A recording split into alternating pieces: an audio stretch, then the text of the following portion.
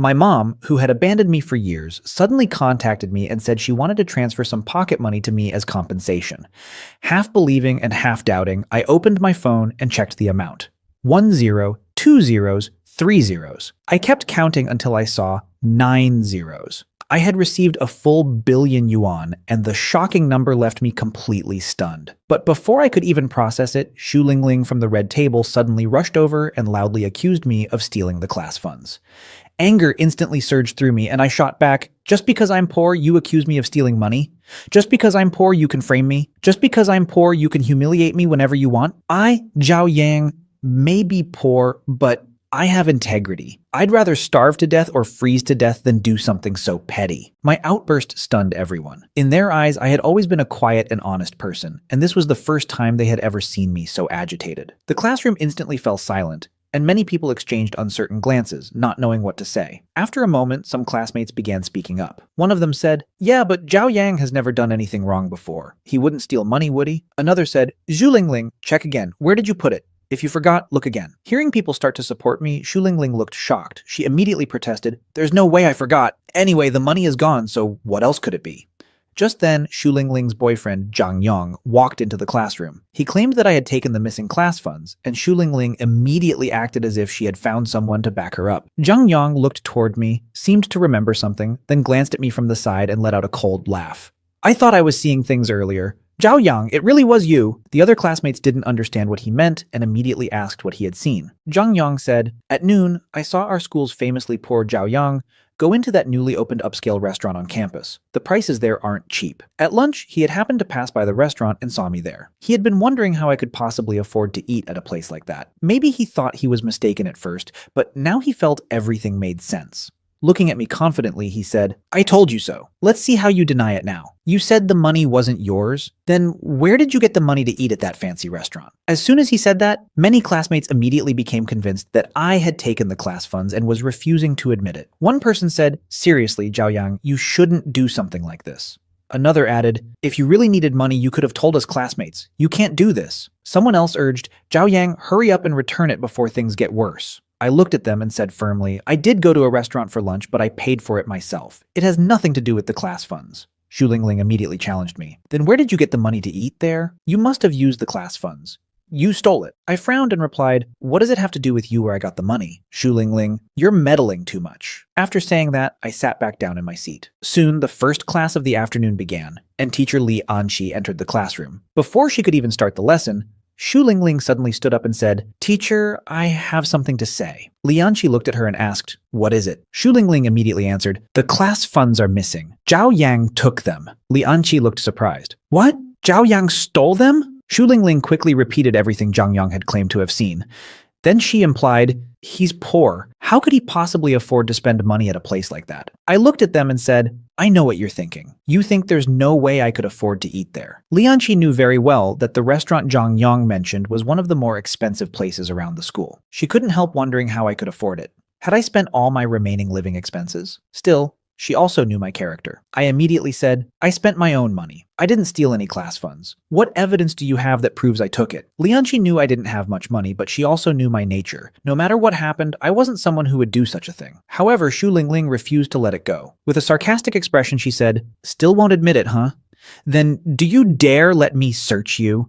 I immediately shot back, "What right do you have to search me?" Xu Lingling sneered and said, "Why are you acting so guilty, Zhao Yang? If you didn't take it, then don't be afraid. Let me search you. That'll prove your innocence and earn teacher Li Anqi's approval." Without waiting, Xu Lingling began searching my pockets. She searched for a long time, but couldn't find a single cent on me. Seeing that, Li Anqi quietly breathed a sigh of relief. Then Xu Lingling suddenly said, "Of course he doesn't have it on him. He must have hidden it." After saying that, she grabbed my backpack and dumped everything inside onto the floor. As the contents spilled out, a thick stack of red banknotes appeared among them. Xu Lingling immediately grabbed the money and held it high above her head, as if she was afraid someone might not notice it. I froze for a moment. Then I suddenly remembered that last night after dinner, I had gone to the bank and withdrawn some money for myself. I didn't even have a wallet, so I had simply stuffed the cash inside one of my books. How could I have forgotten about it? Looking at the money in Xu Lingling's hand, I immediately said, "This is my money." Xu Lingling looked at me with complete disdain and sneered, "Your money? Where did you get this money? Everyone knows what kind of person you are. Now that you've been caught red-handed, what else do you have to say?" Standing nearby, Li Anqi was also stunned. She usually knew exactly how much money I had because she was the one who gave me my living expenses. Over the past 2 days, I had spent a lot on taxis and restaurants, so there was no way I should still have that much cash left. She never expected to see so much money in my bag, and her expression immediately turned cold. Looking at me, she said, "What else is there to explain?" I clenched my teeth and replied, "Don't you know who I am? Li Anxi was my homeroom teacher, but she was also my legal wife. Years ago, my parents had helped the Li family. To repay that favor, the Li family arranged a marriage between their daughter and the Zhao family.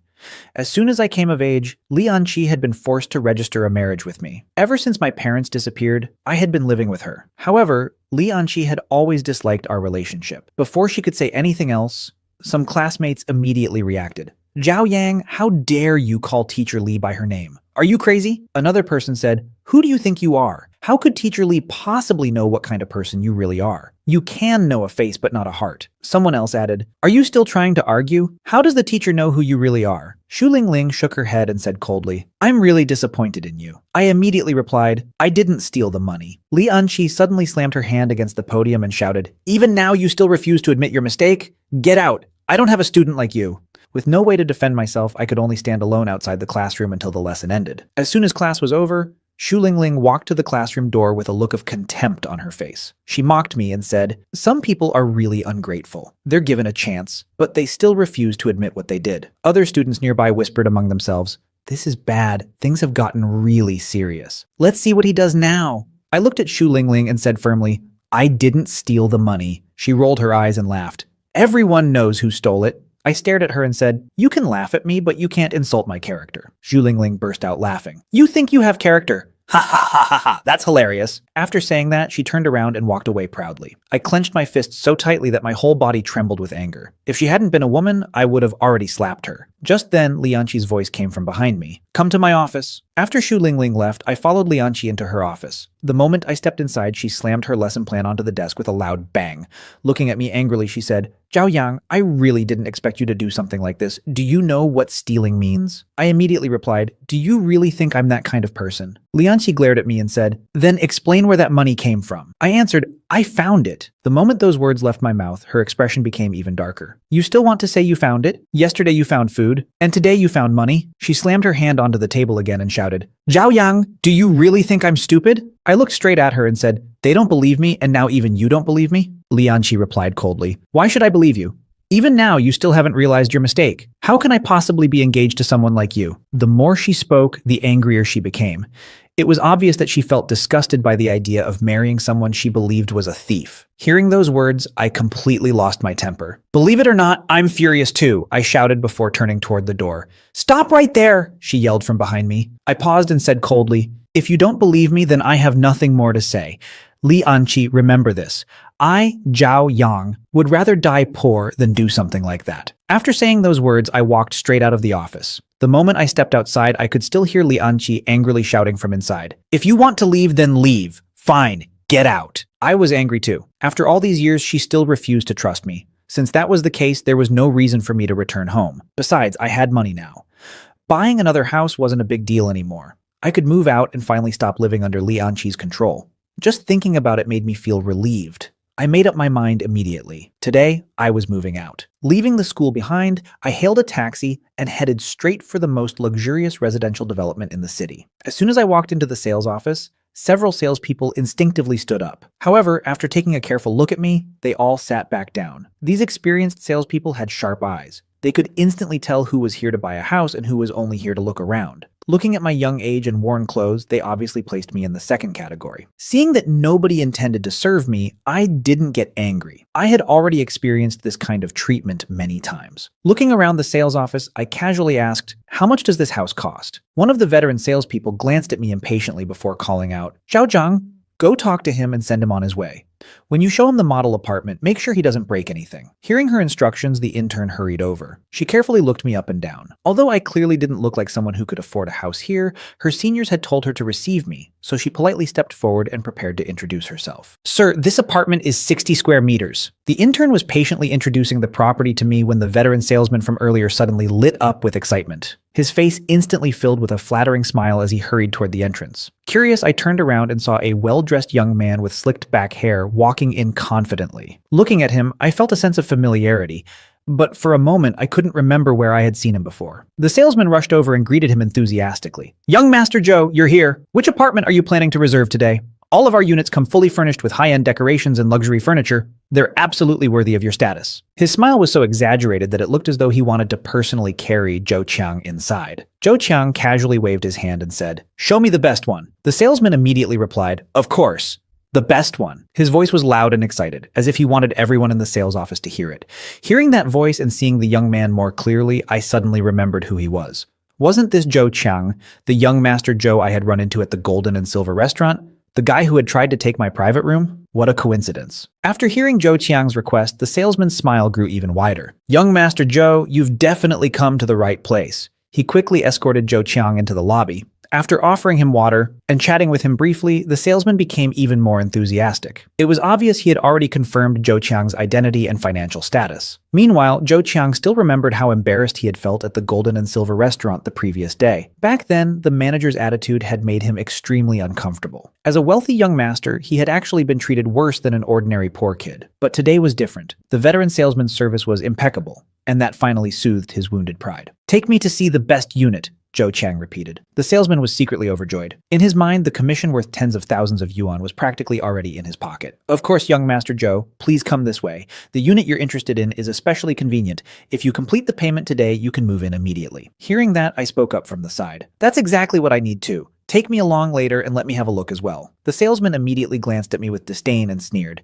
"You should first think about whether you can even afford it." I frowned and asked, "Didn't I arrive before him? Why can he see it but I can't?" The salesman looked at me mockingly and replied, "Can you compare yourself to him? Young Master Joe is one of our VIP clients." As soon as those words were spoken, Zhou Qiang looked in my direction. The moment he saw me, he froze slightly and immediately straightened up. Staring at me with surprise, he said, "What? You know him?" I looked at the veteran salesperson and said, "I'm not here to use your Wi-Fi, and I'm not just wandering around." Then I turned toward the intern. "Xiaozhang, haven't you finished introducing the place yet?" Before she could answer, the veteran salesperson impatiently waved his hand and said, "Tell him to leave already. Young Master Joe hasn't even seen the house yet." I frowned and asked, "Why won't you let people view the properties here? Do you think this is some exclusive restaurant?" Hearing that, Zhou Qiang immediately looked at me with a mocking smile and said, "Not everyone is as blind as Manager Lee." Then he turned to the salesperson and added, "He wants to see it? Fine, take him with us. Let him look around and give up on his unrealistic dreams. He's addicted to showing off anyway." After saying that, Zhou Qiang strode confidently toward the interior of the building. Since he had already spoken, the veteran salesperson couldn't refuse. He glared at me impatiently and said, "Then follow us. What a troublesome day." Without saying anything else, I followed the intern inside. Soon we arrived at the model unit. The veteran salesperson proudly introduced it. "Young Master Joe, this is the best property we have, the king of all our units. It's 180 square meters, and all the furniture is top quality." He tossed the key forward, unlocked the door, and let us inside. I had to admit that the house was impressive. It was spacious, well-ventilated, and luxuriously decorated. Zhou Qiang looked around, and his eyes immediately brightened. "If I could live here by myself, that would be quite prestigious." The salesperson smiled and asked, "What do you think, young Master Joe?" Then he quickly added, "Don't let the quality fool you. For someone like you, the price is very reasonable. It's only 7.5 million yuan. I'll even give you a discount, 7.2 million in total. Isn't that a great deal?" The moment Zhou Qiang heard the price, his expression froze. His eyes widened slightly. 7 million yuan. Although he came from a wealthy family, his monthly allowance was only 200,000 yuan. He had also bought a new sports car recently, so there was no way he could casually spend 7 million on a house. Still, he couldn't admit that. Losing face in front of everyone was the last thing he wanted. The salesperson kept smiling and said, "For someone like you, this amount of money should be nothing. The important thing is living comfortably, right?" Zhou Qiang forced a smile and replied, "Yes, but this house..." Instead of finishing his sentence, he began wandering around the property, obviously searching for excuses. After a while, he pointed around the room and said, "I'm not very satisfied with the location. It's in the city center, and there's too much traffic every day. I don't even see parking spaces." The salesperson immediately answered, "There's no need to worry about parking. We have private garages." Then he enthusiastically added, "In fact, including the house and garage, the total is only 8 million. Hearing that number, Zhou Qiang nearly shouted, 8 million. He couldn't even afford 7 million, let alone 8. Still unwilling to admit the truth, he quickly said, The lighting isn't very good either, and I don't like this sofa. I hate leather furniture. Also, the marble floor is too hard. What if I accidentally fall and break my leg? By this point, the veteran salesperson completely understood what was happening. He carefully looked Zhou Qiang up and down before saying, "Young Master Zhou, if none of this satisfies you, then you probably won't find a house that satisfies you anywhere in Linjiang City." Then his tone became more meaningful. "Don't tell me you think it's too expensive. A lot of customers with limited budgets use those same excuses." The moment his thoughts were exposed, Zhou Qiang immediately became defensive. "Too expensive? Me? Do you know who I am? I'm Zhou Qiang. Do you think I care about such a small amount of money?" The salesperson quickly smiled and replied, "Young Master Zhou, you misunderstood me. I didn't mean that." Then he changed the subject. "How about this? We have other properties available. They're much cheaper, only 1 or 2 million yuan. They might suit your requirements better." It was obvious that he had already given up on selling this mansion and was trying to salvage another deal. Zhou Qiang instantly became angry. "Are you looking down on me?" By then, I had already finished looking around the property and stepped further inside with the intern. After examining everything, I nodded and said, "The house is nice." The veteran salesperson rolled his eyes and said, "What nonsense." Then he impatiently waved at me. "Finished looking? Hurry up and leave. If you can't afford it, why are you even here?" Before I could answer, Zhou Qiang looked at me with disdain and said, "He doesn't even want the house. What makes you think you do? Do you know what kind of place this is? You probably can't even afford the toilet in this bathroom." Then he laughed and added, "If I'm having trouble buying this house, a poor loser like you definitely can't afford it." I ignored him and turned to the intern. "You salespeople earn commissions based on performance, right?" The intern nodded, looking slightly confused. "Yes." I pointed toward the house and said calmly, "Then I'll take this one." I paused for a moment before adding, "And I want the garage too." Then I pulled out my bank card and handed it to her. The veteran salesperson was instantly stunned. His eyes widened in disbelief. After all, Zhou Qiang had been calling me a poor nobody this entire time.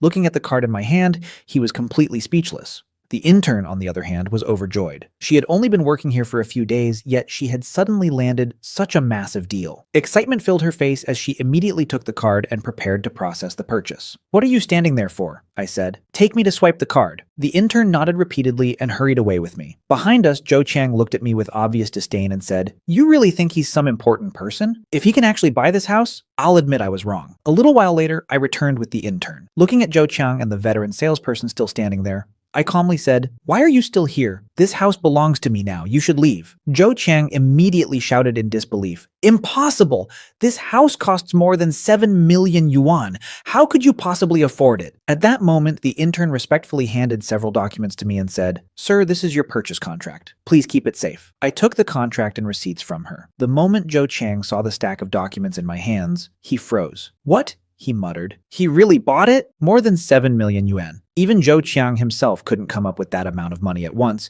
and he knew very well that even his father would have difficulty producing that much cash immediately. His face instantly turned red. The embarrassment was even worse than being slapped twice in public. Unable to endure it any longer, he turned around and left without another word. The veteran salesperson wasn't feeling any better. Looking at me, he felt like slapping himself. Nearly 100,000 yuan in commission had slipped right through his fingers because of his own arrogance. The thought was so painful that he could barely accept it. As he reflected on everything, he realized that Zhou Qiang wasn't actually some top-tier young master. In a city like Linjiang, he was merely a third-rate rich kid, insignificant among the truly powerful people. He also remembered Zhou Qiang complaining that manager Li from the Golden and Silver restaurant didn't understand how to treat important guests. Thinking about it now, that was obviously nonsense. The Golden and Silver restaurant was one of the best establishments in the city. How could its manager fail to recognize important people? It was far more likely that Zhou Qiang simply lacked the status to meet genuinely influential figures. Compared to manager Li, the veteran salesperson suddenly realized how inexperienced he still was. After everyone finally left, I dropped onto the sofa inside my new house. A wave of exhaustion washed over me, and for the first time that day, I felt a little relaxed. Not long afterward, I received a call informing me about my uncle's birthday banquet at the Golden and Silver restaurant. I immediately took a taxi there. When I arrived at the entrance, Lianqi was already waiting outside. The moment she saw me stepping out of a taxi, her expression darkened. "You came by taxi again," she said coldly. "You're completely hopeless. Let me tell you something, Zhao Yang. I'm not helping you cover up stealing money. You can say you didn't steal it all you want, but it doesn't matter. You'll never amount to anything in this life." I looked at her and replied calmly, "That's not necessarily true." My answer only seemed to annoy her more. Just then, her aunt walked over. Looking at me with obvious disdain, she said, "There's no point wasting time talking to someone like him. Just look at his character. He's hopeless. Let's go inside." She rolled her eyes at me before pushing Li Anqi toward the restaurant entrance. As soon as I entered the restaurant, Manager Li hurried over with a respectful expression. "Mr. Zhao, why didn't you tell me you were coming? I'm sorry if there was any offense." She had probably overheard part of the conversation outside, but I didn't feel like explaining anything. I simply said, "It's fine. I'm just here for a family gathering." Manager Li smiled respectfully and replied, "I understand." Mr. Zhao has always been low-key. There was obvious admiration in her eyes. I nodded and walked into the banquet hall. Inside, Lianqi was already chatting with relatives. Her aunt glanced at me from time to time, and every comment she made only made me more irritated. Still, I walked over to my uncle and said sincerely, "Happy birthday, uncle." Before he could reply, my aunt immediately interrupted. Looking at the gift I brought, she sneered, "Coming empty-handed would be embarrassing enough. Where did you even get the money to buy that? If it weren't for our Anqi, you'd never be able to afford a place like this in your entire life." My uncle immediately looked uncomfortable. "That's enough," he said. "Xiaoyang is still young. He has a long future ahead of him." But my aunt became even more displeased. "Did I say anything wrong? I just feel sorry for Anqi having to be tied to someone like him." My uncle sighed and gently patted my shoulder. I could only smile bitterly. I had already gotten used to this kind of treatment. Many times before, I had simply endured it in silence. I stepped aside and found a seat. Just then, a young man walked over to my uncle and greeted him politely. "Happy birthday, Uncle Li. My mother is away on a business trip and couldn't make it back, so she asked me to come and apologize on her behalf." The moment she saw him, my aunt's attitude changed completely. Her face lit up with a bright smile. "No problem at all. Come in and have a seat." Someone nearby whispered, "That's Cheng Yu, the young master of the Cheng family. He's young and very capable." I watched as my aunt quickly pulled Li Anqi to the side and said enthusiastically, "Anqi, this Cheng Yu is young and promising. Didn't you say you wanted to start an education company? This is a great opportunity. You should talk with him." Hearing that, I immediately felt uncomfortable. I had a bad feeling about what she was trying to do. Ignoring Li Anqi's hesitation, my aunt practically dragged her over to Cheng Yu. As they were introduced, Cheng Yu politely extended his hand. Li Anqi briefly shook it. Watching from the side, I felt strangely uneasy. My aunt smiled proudly and said, "Cheng Yu is much more outstanding than certain people." Even though she never said my name directly, her eyes immediately shifted toward me. Cheng Yu glanced at Li Anqi and modestly replied, "Auntie, you're praising me too much." Eventually, Cheng Yu noticed me sitting nearby. Before he could ask anything, my aunt quickly said, "Oh, him? He's just a poor relative of ours who came to join the celebration." She deliberately avoided mentioning that I was actually Li Anqi's husband. Cheng Yu simply glanced at me. He didn't greet me, and I didn't greet him either. Without saying anything further, I sat down next to Li Anqi and quietly continued eating. My aunt kept placing food onto Cheng Yu's plate, and before long, the conversation shifted to clothing. Looking at his outfit, she smiled and said, "Cheng Yu, your suit looks really nice." Cheng Yu smiled politely and replied, "It's custom made overseas. Auntie, if you like it, just tell me Uncle's size and I'll buy him a few suits next time." My aunt was instantly delighted. Turning to Li Anqi, she said, "Anqi, you know your uncle's size, right? Cheng Yu, you can send her a message on WeChat." Cheng Yu immediately took out his phone and said, "It's fine. A few suits are nothing. I didn't have time to prepare a birthday gift today, so let this make up for it." Watching him exchange contact information with Li Anqi made me feel strangely uncomfortable. I knew they hadn't done anything wrong, but I still felt a pang of jealousy in my chest. My aunt noticed my expression right away and sneered, "What's wrong? Feeling jealous? With your little bit of ambition, don't even dream about it." Then Cheng Yu casually looked at me and asked, "So, where do you work?" Before I could answer, my aunt cut in and said, "He's just a poor student. What ambition could he possibly have?" Cheng Yu laughed faintly and said, "How about this? After you graduate, come work at our company. For Auntie's and Anki's sake, I'll arrange a good position for you." Before I could even refuse, my aunt immediately became excited and said, "Don't be shameless. Do you know how rare this opportunity is? They're only willing to help because of the Li family." Just then, Li Anqi suddenly spoke up. "Aunt, stop talking." Both my aunt and Cheng Yu were startled. Li Anqi continued, "Today is Uncle's birthday. Don't ruin the atmosphere." After saying that, she glanced at me. The tiny bit of hope I had instantly disappeared. For a moment, I had thought she was speaking up for me, but I had clearly overestimated things. Looking at me with disgust, she said coldly, "If you like high-class things, then earn them yourself. What kind of man relies on improper methods?" I lowered my head and continued eating without saying a word. I had already explained everything I could.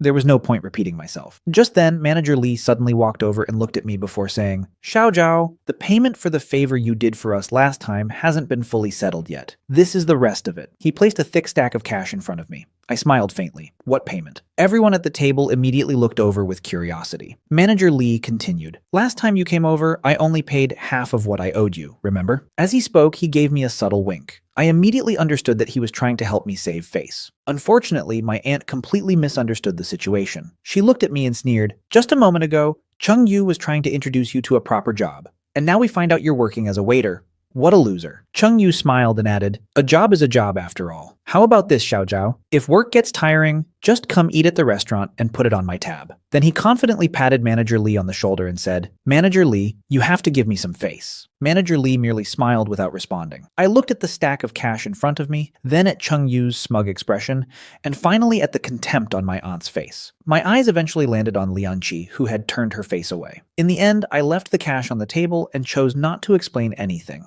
Manager Lee chased after me afterward to apologize, but I stopped him. I knew he had only been trying to help. After returning home, I went straight to sleep and didn't wake up until morning. As expected, I was late again. When I arrived at the classroom door, I immediately saw Lian Qi standing at the podium. She saw me too, and her face was already filled with anger. The moment our eyes met, I understood what was coming. Before she could scold me, I quickly stepped back outside the classroom, voluntarily accepted my punishment, and even closed the door behind me. Leaning against the wall outside, I let out a sigh of relief. At least I had avoided the initial explosion. A loud bang suddenly echoed from inside the classroom as Li Anqi slammed her lesson plan onto the podium. Even standing outside, I was startled. Her temper seemed to be getting worse and worse lately. After class ended, I hurried back to my seat. The moment I sat down, Xu Lingling swaggered over with her usual arrogant expression. Looking at me, she mocked, Zhao Yang, you still have the nerve to come to class? If I had done what you did, I'd be too embarrassed to show my face. Zheng Yang immediately chimed in, exactly. Using class funds to eat and drink extravagantly and then acting like nothing happened? That's shameless. Xu Lingling nodded and added, we just don't have skin as thick as his. I finally couldn't stay silent anymore and snapped, the two of you should stop talking nonsense. Zhang Yang scoffed and said, what? You dare to do it, but you're afraid people will talk about it? Just then, a commotion came from outside, and before long, Li Anqi returned to the classroom. Her voice instantly silenced everyone. Looking directly at Xu Lingling, she asked, Xu Lingling, are you absolutely certain that Zhao Yang took the class funds? Xu Lingling immediately replied confidently, teacher, I'm sure it was Zhao Yang. Zhang Yang quickly added, that's right, teacher. How can we concentrate on studying with someone like him still in our class? Li Anqi frowned and raised her voice. Xu Lingling, I'll ask you one more time. Are you sure you didn't put the class funds somewhere yourself and then forget about it? Xu Lingling looked confused and immediately responded, teacher, what do you mean by that? I'm sure Zhao Yang took the money. It has to be him. Li Anqi suddenly slammed her hand onto the table, and the entire classroom fell silent. Even my heart skipped a beat. I had no idea why she was so angry today. Looking around the room, she said coldly, didn't I tell all of you not to jump to conclusions before the matter is properly investigated? Then her eyes landed on me. She glared at me fiercely and added, and you, Zhao Yang, if you didn't do it, then don't you know how to explain yourself properly? Before I could respond, Zhang Yang stood up and said, teacher, the matter of Zhao Yang taking the class funds has already been investigated. How can you say it hasn't? Are you trying to protect him? Xu Lingling immediately nodded in agreement. That's right, teacher. It was obviously him. You can't protect him just because he's poor and pitiful. Enough! Li Anqi's voice exploded across the room. She stared directly at Zhang Yang and said, who gave you permission to speak? Then she suddenly pulled out an envelope and slammed it onto the podium. Looking at Xu Lingling, she said, Xu Lingling, come here and take a look at this. I just found it in the office. The moment Xu Lingling saw it, her face changed. She hurriedly said, teacher, it wasn't me, it was Zhao Yang.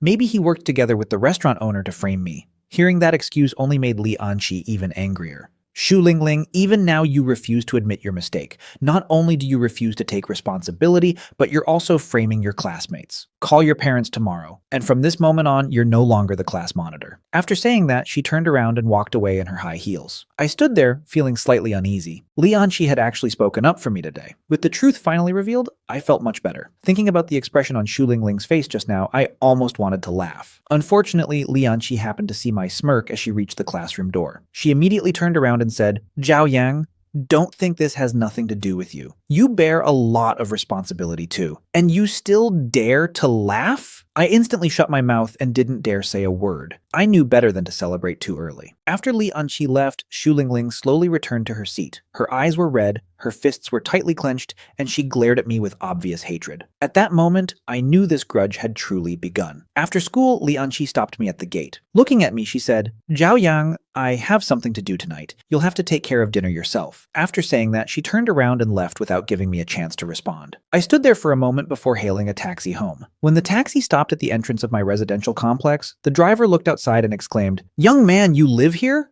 I didn't expect someone so young to be this capable." I casually replied, "It's not bad." The driver then looked at me and said, "Since you live in such a nice place, why don't you buy a car?" His words immediately made me pause. He had a point. I had money now, and I already had my driver's license. There was no reason not to buy one. Acting on the idea immediately, I asked the driver to take me to a BMW dealership. When we arrived, I pushed open the door and walked inside. Several salespeople looked in my direction and were about to stand up, but after seeing my clothes, they all sat back down.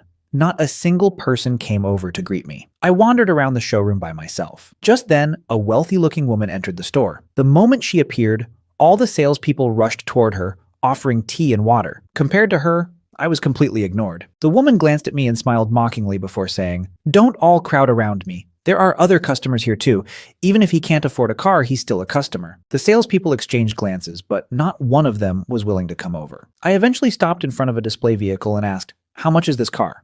One salesperson glanced at me impatiently and replied, "It's the new BMW 7 Series." I frowned and said, "BMW 7 Series? I don't understand all that. I'm asking how much it costs." The dismissive look in their eyes made it obvious they thought I couldn't afford it. Feeling irritated, I turned around and walked straight out of the BMW dealership. Across the street was a Rolls-Royce showroom, and I headed there without hesitation. The next morning, I parked my newly purchased car near a restaurant some distance away from the school because I didn't want to attract attention. After arriving in the classroom, I noticed there weren't many people there yet. Feeling bored, I started scrolling through WeChat moments on my phone. Suddenly, a post from Xu Lingling caught my attention. The car in her photo looked strangely familiar. I zoomed in on the image, and after looking carefully, I was stunned. It was my Rolls-Royce, the one I had just bought yesterday. The caption beneath the photo read, "Dad's new car. Not bad." I didn't know whether to laugh or cry. Since when had I become her father? As more classmates arrived, many immediately gathered around Xu Lingling. One classmate exclaimed, "Lingling, your dad actually bought a Rolls-Royce Phantom? What does your family do? I remember your dad used to drive a BMW. That's a huge upgrade." Another quickly added, "Yeah, I heard a Phantom isn't cheap, and this looks like the latest model. It must have cost a fortune." Hearing all the praise, Xu Lingling secretly enjoyed every second of it. Pretending to stay calm, she said, "It's only a few million yuan, I guess. My dad just likes this kind of car." In reality, earlier that morning, while waiting for the bus, she had spotted the Phantom parked across the street. Since the owner wasn't around, she had secretly snapped a few photos of it. After losing face in class yesterday, she clearly wanted to regain some pride today. "Envy is useless. You're destined to drive a second-hand Jetta for the rest of your life," Xu Lingling said as she slammed her backpack onto her desk and sat down. Then she looked at me and sneered, "And Zhao Yang, don't think you're so high and mighty just because you have teacher Li backing you. This isn't over between us yet." I couldn't be bothered listening to anything she said. My mind was completely occupied by the woman who had suddenly appeared out of nowhere. The more I thought about it, the funnier it became. Just then, a voice suddenly came from the classroom door. "Which one of you is Zhao Yang?" The school's academic affairs director had appeared. Feeling annoyed, I stood up and walked out. Why would the director want to see me? The director looked me over disdainfully before taking me straight to Li Anqi's office.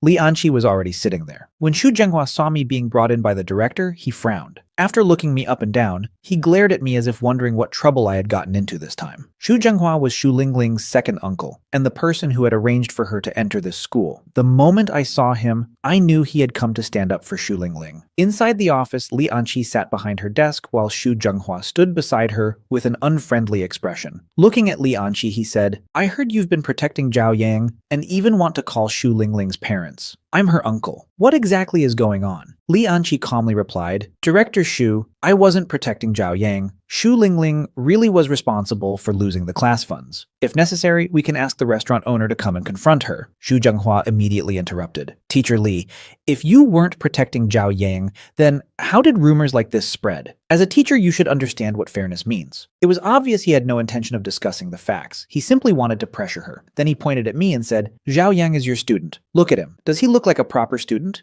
His grades are terrible and he drags down the entire grade. Why haven't you talked to his parents? His voice grew louder and louder. Lianqi opened her mouth and tried to explain. Zhao Yang, he... Before she could finish, Xu Zhenghua cut her off again. You keep saying you're not protecting him. If you continue acting like this, then you can forget about participating in the teacher evaluation. His threat was direct and merciless. I knew how much that evaluation meant to Lianqi. She had spent nearly half a year preparing for it. Looking at her slightly reddened eyes, I felt extremely uncomfortable. No matter what, she was still my wife. Seeing her being bullied like this made my chest tighten with anger. Xu Zhenghua wasn't finished yet. Looking at me, he said, "And you, Zhao Yang, just because you come from a poor background doesn't mean everyone has to pity you. You're a student. You're here to study, not to play the victim." He lectured us for a long time before finally leaving. Once he was gone, the office became quiet. Lianqi rubbed her forehead and looked exhausted. Then she glanced at me and said, "The director is already gone. Why are you still standing here? If your grades were better, would there be so many problems?" After saying that, she shooed me back to class. I wanted to say something, but in the end, I stayed silent and left. After school, I originally wanted to wait for her and leave together. I even wanted to comfort her after everything that had happened. Unfortunately, she left before I got the chance. With nothing else to do, I went to pick up my car. Just as I got inside, my phone rang. The caller was Li Chengli, the female manager of Elite Restaurant.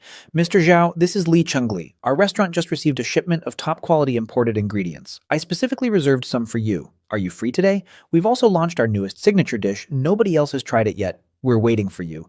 Please honor us with your presence." Thinking about how unfairly Lianqi had been treated today, I decided to pack a few dishes for her and cheer her up. So I agreed and headed to Elite Restaurant. When I arrived, Manager Li personally came out to greet me. After finishing my meal, I asked her to package several dishes for takeaway. While waiting near the entrance, I suddenly saw Xu Zhenghua approaching. The moment he noticed me, he immediately straightened his back and puffed out his chest. Looking me over, he asked, "You're not working here, are you?" I didn't answer. Seeing my silence, he became even more convinced of his assumption. "So you really are working here as a waiter. Do you know what people would think if they found out? You're bringing shame to the school. Tomorrow, I'm reporting this to the administration. Prepare your apology. You don't need to attend the school's job fair either. I knew you'd turn out like this. I really don't know how Lianqi teaches students." Hearing that, I immediately replied, "Being a waiter is a legitimate job. How exactly is that a stain?" Xu Zhenghua's expression darkened. "What do you know? You still dare to talk back? Believe me, I can put a major disciplinary mark on your record." The angrier he became, the harsher his words grew. "And that Lianqi," he continued, "I really don't know what kind of second-rate teacher's college she graduated from. She can't even manage a single student properly." The moment I heard him insult Lianqi again, my own temper flared up. Looking directly at him, I said, "Teacher Li is very good. What does my job have to do with Teacher Li?" Xu Zhenghua immediately sneered. "Look at this. This is the kind of student Lianqi teaches, talking back to school staff without any respect." Then he pointed at me and said coldly, "You still dare to argue with a teacher? You'll be punished tomorrow." After a brief pause, he added, "And Lianqi won't escape responsibility either. She's your homeroom teacher. You think someone at her level deserves to be called an excellent teacher? She's not even qualified to be a teacher." I didn't expect Lianqi to get dragged into this again. Not wanting to make things worse for her, I forced myself to stay silent and could only glare at Xu Zhenghua. When he saw the look in my eyes, he snorted coldly and said, "What are you staring at? You really have no manners." Then he looked at me with undisguised contempt. "Even after you enter society, you'll never amount to anything." Just then, a Mercedes-Benz pulled up outside the restaurant. The door opened, and Zhou Chang stepped out before slowly walking toward us. "Director Xu, what's going on?" he asked. "Why are you so angry?" The moment Xu Zhenghua saw him, his attitude changed completely. He quickly put on a smile and greeted him warmly. "Young Master Zhou, I just ran into a troublesome poor student." Then he pointed at me and continued, "He's poor, has no future, and refuses to improve himself. If his family circumstances weren't so pitiful, he would have been expelled long ago." After saying that, he shot me another glare. Zhou Chang was about to enter the restaurant when he casually looked in my direction. The moment he saw me, he froze. His expression changed instantly, and he abruptly stopped walking. Completely unaware of what was happening, Xu Zhenghua pulled me forward and said impatiently, "Do you have any sense of etiquette at all? This is young Master Zhou. Hurry up and greet him." Then he smiled at Zhou Chang and added, "Young Master Zhou, please forgive him. This kid hasn't seen much of the world. He's never met someone of your status before." The moment those words fell, Zhou Chang's face turned pale. He looked at me, then at Xu Zhenghua, and his expression became increasingly awkward. A second later, he hurriedly said, "I suddenly remembered I have something to do. I won't be eating here today." After saying that, he practically ran away. Within moments, he had gotten back into his car and driven off. Xu Zhenghua stood there completely stunned. Then his expression darkened, and he turned toward me in fury. "You little brat! "You actually scared young Master Joe away," he shouted. "Do you even know who he is? He's the school's new investor. Such an important investment project, and now you've ruined everything." The more he spoke, the angrier he became. "You're finished, and Li Anqi too. Tomorrow I'm going straight to the principal. If she keeps protecting you, neither of you will escape responsibility." After throwing out those threats, he stormed away. A moment later, Manager Li walked out carrying the food I had asked her to pack. Seeing Xu Zhenghua leave in a rage, she looked puzzled and asked, "Mr. Zhao, what happened?" I smiled faintly and shook my head. "Nothing, thank you." Taking the food from her, I got into my car and headed home. When I arrived, I placed the packaged dishes on the dining table. Looking at Lianqi, I said, "You didn't eat dinner yet, right? I brought you some food from Elite Restaurant." Lianqi glanced at the food, and her brows immediately furrowed. "You went there to spend money again?" she said unhappily. "How much does a waiter even earn? Yet you keep spending lavishly every day. What kind of future do you think you'll have?" I quickly explained, "You misunderstood.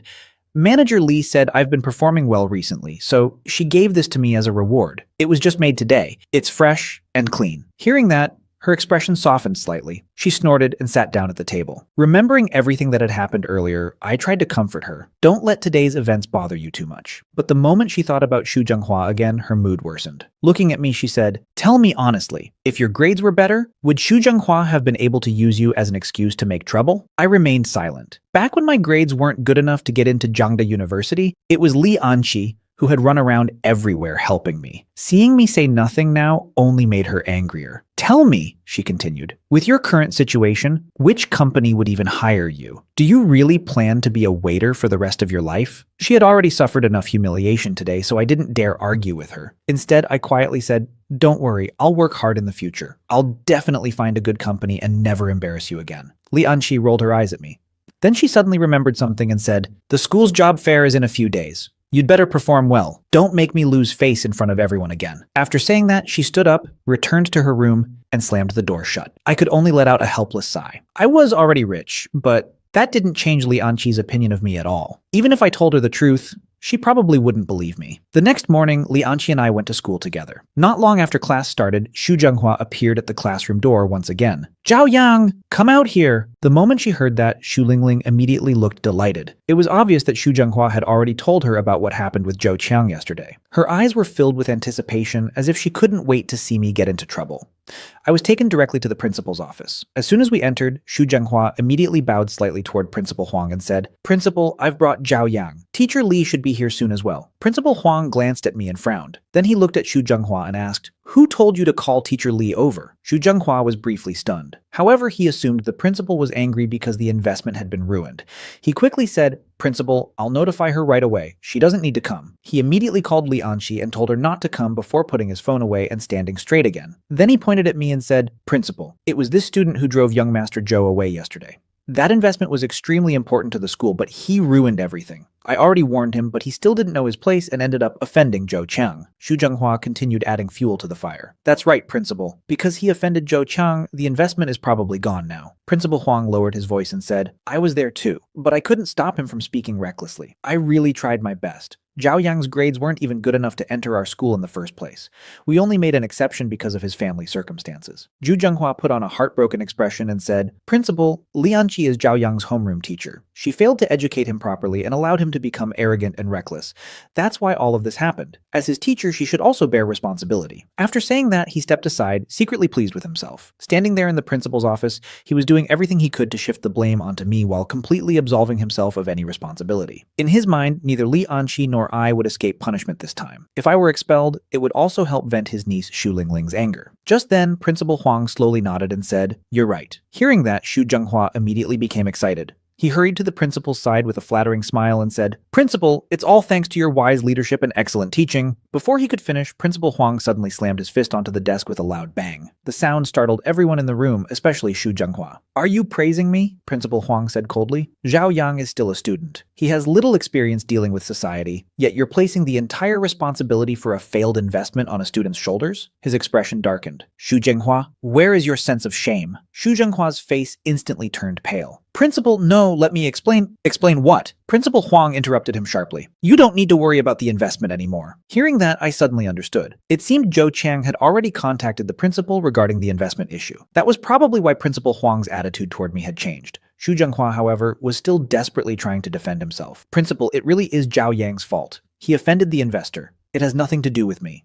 Principal Huang stared at him and said, "As a teacher, you pushed all the responsibility onto a student. You've truly disappointed me." Xu Zhenghua immediately pointed in another direction. "This also has something to do with Li Anqi, and now you're trying to drag someone else into it?" Principal Huang cut him off again. "Xu Zhenghua, take a good look at yourself. Where is the dignity and professionalism a school leader should have? Go back to your office and reflect on your behavior." Xu Zhenghua was instantly silenced. With no room left to argue, he could only lower his head and leave the office in humiliation. I stood there feeling confused by the entire situation. After Xu Zhenghua left, Principal Huang looked at me for a moment and said, "As a student, focus on your studies and do what you're supposed to do. Don't overthink things and don't disappoint me." I immediately nodded and replied, "I understand, Principal." After that, I returned to the classroom. Not long later, Xu Lingling came back as well.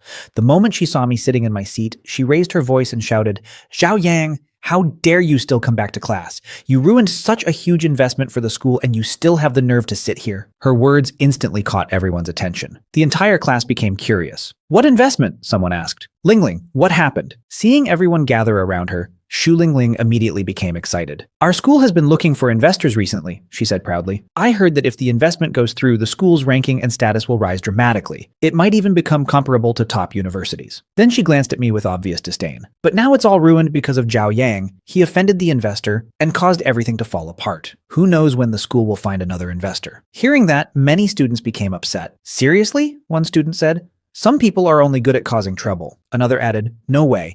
We never heard anything about this." Someone else looked confused and said, "Zhao Yang is just an ordinary student. How could he even know an investor, let alone offend one?" Several students nodded in agreement. "That's right. Are you sure you heard correctly?" Seeing that nobody believed her, Xu Lingling immediately raised her voice. "Of course I'm sure. My uncle is Xu Zhenghua, the director of our school. He told me personally. How could it possibly be fake?" Zhang Yang immediately jumped in to support her. "That's right. I can testify. It's true." The classroom instantly erupted into discussion. "Wait, Lingling, your uncle is Xu Zhenghua?"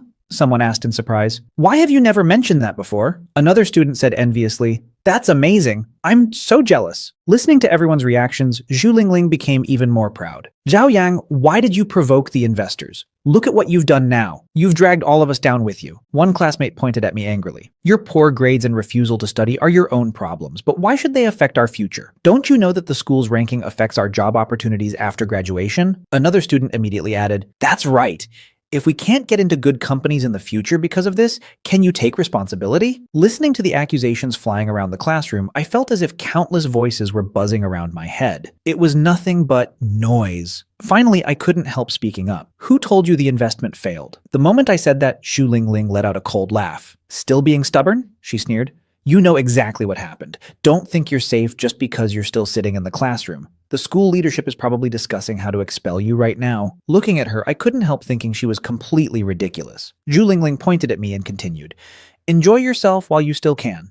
My uncle already said this incident had a huge impact on the school. The fact that they're only expelling you and not making you pay compensation is already letting you off easy." However, after waiting and waiting, no disciplinary notice ever came. Xu Lingling was clearly becoming restless. Soon class began, and Li Anqi walked into the classroom. The moment she entered, Xu Lingling immediately raised her hand. Li Anqi glanced at her and said impatiently, "What is it now?" Xu Lingling stood up and pointed at me. "Teacher Li Anqi, Zhao Yang ruined the school's investment and caused such a huge disaster. Why is he still allowed to sit in the classroom?" Then she continued loudly, "This time, Zhao Yang affected the entire school. We can't just pretend nothing happened." Li Anqi's expression immediately darkened. "Xu Lingling, what nonsense are you talking about?" Xu Lingling refused to back down. "Teacher, I'm not making things up. Zhao Yang offended the investors because he didn't understand how the world works."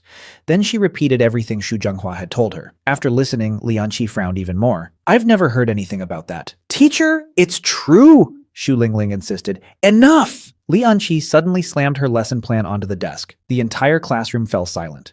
Looking directly at Xu Lingling, she said, "Didn't I already tell you not to jump to conclusions before a matter has been properly investigated?" Her voice became even colder. "Stop spreading rumors based on hearsay. You're students. Your priority should be studying. Don't you understand that?" Li Anqi's scolding echoed through the classroom. Nobody dared to say another word. Xu Lingling could only sit back down unwillingly. No matter how much she thought about it, she couldn't understand why Zhao Yang seemed completely completely unaffected after causing what she believed was such a huge problem. After school ended, I waited for Lianqi outside the school gate. When she came out, she didn't even look at me and walked straight ahead. I quickly caught up and said, "Let's go out for dinner tonight. I've already made a reservation." Lianqi didn't even slow down. "I have something to do tonight," she replied coldly. Then she looked at me with obvious dissatisfaction. "Were all the things I told you before just a waste of breath? Just because you suddenly have a little money, you think you can spend it however you want? At this rate, what kind of future do you think you'll have? This restaurant is already expensive, and now you've booked such a great table. It must have cost a fortune, right?" my aunt said, her smile growing wider and wider. Chung Yu smiled calmly and replied, "As long as Auntie likes it, that's all that matters." It really wasn't expensive. Even Chung Yu hadn't expected that he would be able to get such a premium private table. Before long, one exquisite dish after another was served, and my aunt couldn't stop praising them. After chatting for a while, Chung Yu finally brought up what he really wanted to discuss. "Auntie, Anchi seems very busy lately. I've sent her several messages, but she hasn't replied." My aunt was briefly stunned before quickly speaking on Lianqi's behalf. "She's been busy with her educational institution recently. She barely has any free time." Hearing that, Chung Yu immediately straightened his back and said, "What a coincidence. Our company has been looking into investing in educational institutions recently, and that project happens to fall under my supervision." My aunt's eyes instantly lit up. "Really, Xiao Yu?" Then she eagerly added, "You have to help Anqi if you can." She had been looking for an opportunity to bring the two of them closer together, and now one had practically fallen into her lap. Chung Yu smiled confidently and said, "For Auntie's sake, investing in Anqi's institution is definitely possible. Recently, I've been handling most of the company's affairs anyway, so approving an investment wouldn't be difficult." My aunt looked even more impressed. "Your father is already letting you manage the company?" Chung Yu nodded proudly. "Yes. My dad hopes I can take over as soon as possible." Hearing that, my aunt became even more excited. These days, most rich kids only know how to spend money and have fun. How many of them are as capable and reliable as you? Chung Yu smiled modestly and replied, "Auntie, you're praising me too much." The more my aunt looked at him, the more satisfied she became. Then, as always, she suddenly thought of me. Her expression immediately darkened. "It's such a pity," she sighed. "A good girl like Auntie ended up tied to Zhao Yang, a beautiful flower stuck in cow dung." The more she talked, the angrier she became. "Look at Zhao Yu, then look at that Zhao Yang. He's not young anymore, yet he has absolutely no ambition. He's poor and refuses to improve himself. The moment he got a little money, he didn't even know how to behave." Just mentioning my name was enough to make her grit her teeth. Ever since the last banquet, she had been furious because I hadn't given her any face. Around that time, I arrived at the restaurant. After showing my reservation information, a waiter respectfully led me inside. I had reserved VIP table number 1. However, the moment I got close, I discovered that 2 people were already sitting there. Even the waiter looked surprised. He quickly walked over and politely asked, "Sir, are you a guest at this table?" Chung Yu nodded and replied, "Yes. What's the problem?" As he was speaking, my aunt looked up and spotted me standing nearby. Her expression instantly soured. "Why do I keep running into him everywhere?" she muttered irritably. Then she glared at me and said, "What bad luck." Looking me up and down, she added sarcastically, "How did you even get into a place like this? Did you find another part-time job here?" I slowly walked over. Before I could say anything, my aunt raised her hand and interrupted me. "Don't call me Auntie." Her face was full of contempt. "What? Is the salary from Jinyin restaurant not enough anymore? So now you're working here too? With how extravagantly you spend money, you'd probably starve to death if you didn't keep taking extra jobs." Then she pointed toward Chung Yu and scolded, "Young Master Chung is sitting right here, and you don't even know how to greet him properly. You have no manners at all." Before I could respond, Chung Yu smiled faintly and said, "It's all right, Auntie. I won't lower myself to argue with a student." My aunt immediately nodded. "Exactly. Xiao Yu is too generous to stoop to his level. What a spineless brat." Then she turned toward the waiter and said angrily, "Isn't this supposed to be a high-end restaurant? Why are you hiring just anyone? If someone like him is working here, aren't you worried about ruining the restaurant's reputation?" The waiter hurriedly replied, "Madam, this gentleman isn't—" Before he could finish, my aunt interrupted again in her shrill voice. "What? He didn't even pass the interview? Then why is he still standing here? Hurry up and leave. You're embarrassing yourself." Finally finding an opportunity to speak, the waiter quickly explained, "Madam, you've misunderstood. This gentleman is actually a guest at this table. There may have been a mistake with the seating arrangements." "He's here to eat?" my aunt repeated in disbelief. Chung Yu also laughed. "This is his table? Are you sure you didn't make a mistake? Look at him. Does he seem like someone who could reserve a table here? Maybe he used fake reservation information. My aunt immediately nodded. That's right. Zhao Yang, being poor is one thing, but using shameless tricks to freeload your way into a restaurant is another. Looks like you finally got caught today. Then she turned to the waiter and said confidently, check again. We're definitely at table number 1. Chung Yu pulled out his phone and handed over his reservation information. Looking at me with disdain, he said, Zhao Yang, I never expected you'd resort to something like this just to get a meal. Tell you what, I'll ask them to add another dish and let you eat with us. It's only one meal. It wouldn't look good if you got thrown out later. The waiter carefully checked the reservation details. Chung Yu's information clearly showed VIP table number 1. But when he checked mine, it also showed VIP table number 1. Looking back and forth between the two reservations, he froze in confusion. Meanwhile, my aunt impatiently urged him, What are you standing there for? Why aren't you leaving? My aunt impatiently pointed at me and said, He really has the nerve to let young Master Chung treat him to dinner. The waiter checked the reservation information over and over before finally finding the problem. Looking embarrassed, he explained, You've misunderstood. This gentleman's reservation is actually for the VIP table number 1. Your reservation is for a regular table near the entrance of the main hall. It turned out the two reservation records looked almost identical, with the only difference being the VIP mark at the end. The moment she heard that, my aunt frowned and shouted, That's impossible. You must have made a mistake. Look at him. He probably can't even afford street food, let alone a VIP table here. At that moment, Chung Yu finally understood why he had booked an ordinary table, but had been seated in such a premium location. The waiter quickly explained, The employee who brought you here today is new. We're very sorry for the mistake. Then he pointed toward another area of the restaurant and said, Your table is over there. I'll personally take you there now. My aunt still refused to believe it. Impossible. You've definitely made a mistake. How could he possibly afford a table like this? If she had accidentally taken someone else's table, she probably wouldn't have reacted so strongly. But the fact that it was my table made it impossible for her to accept. More than anything, she felt humiliated. Looking at the waiter, she shouted again, Check it one more time. Chung Yu's expression was equally unpleasant. My aunt's loud outburst had already attracted the attention of many nearby guests, making the atmosphere extremely awkward. Trying to salvage the situation, Chung Yu suddenly said, If that's the case, then upgrade our table to a VIP table. The waiter immediately shook his head and replied politely, I'm sorry, sir. All of our VIP tables are fully booked tonight. Could you please return to your original seats and allow Mr. Zhao to use his table? What? My aunt exclaimed. The waiter continued patiently. Please return to your seats first. I'll speak with the manager and arrange a discount for you as compensation. We've already caused inconvenience to other guests, and this really was our mistake. My aunt rolled her eyes and said sharply, What are you staring at? He can afford the table, but can he afford the food? Hearing that, even the waiter frowned slightly. Looking at the scene in front of me, I suddenly smiled and said, There's no need. Everyone immediately looked at me. Then I calmly continued, Since they like this table so much, let them have it. Put all the food on my bill. The waiter froze. I looked at my aunt and said, Eating alone isn't very interesting anyway. Auntie, since you like it so much, then enjoy it. Don't say I don't respect my elders. Consider this my treat. Then I took out a stack of cash and dropped it onto the table. Without waiting for anyone to respond, I turned around and walked out of the restaurant. Behind me, my aunt and Chung Yu were left standing there with extremely ugly expressions. The next day, I arrived at school and had barely stepped into the classroom when Xu Lingling suddenly called out, Zhao Yang, are you coming to the class reunion tonight? I didn't even think about it before answering, no. Inwardly, I sneered. Xu Lingling usually disliked me so much. Why would she suddenly invite me to dinner? There was obviously something suspicious about it. She clearly hadn't expected me to reject her so decisively. Zhao Yang, she said, this is our class's final gathering. Everyone's going. Before I could reply, Zhang Yang immediately jumped in. What's wrong? Are you looking down on your classmates? Several other students joined the conversation. Yeah, Zhao Yang. Everyone's going except you. We're graduating soon. It's just one meal. What's the big deal? Hearing Zhang Yang's mocking tone, I frowned. If you're all trying this hard to get me to go, then there's definitely a reason. You guys have fun. I'm not interested. Seeing that I wasn't falling for it, Zhang Yang immediately changed his approach. Zhao Yang, are you still angry about what happened with Ling Ling before? We've been classmates for years. Is it really necessary to hold a grudge? The other students finally seemed to understand why I was refusing. One of them quickly said, come on, it was just a misunderstanding. Another added, it's been so long already, you're not still upset about that, are you? Xu Lingling also looked at me and said, yeah, Zhao Yang, we're all classmates. Don't be so narrow-minded. Then she took a deep breath and said, how about this? I'll apologize. What happened last time was a misunderstanding. I'm sorry, is that enough? Another classmate immediately chimed in. See?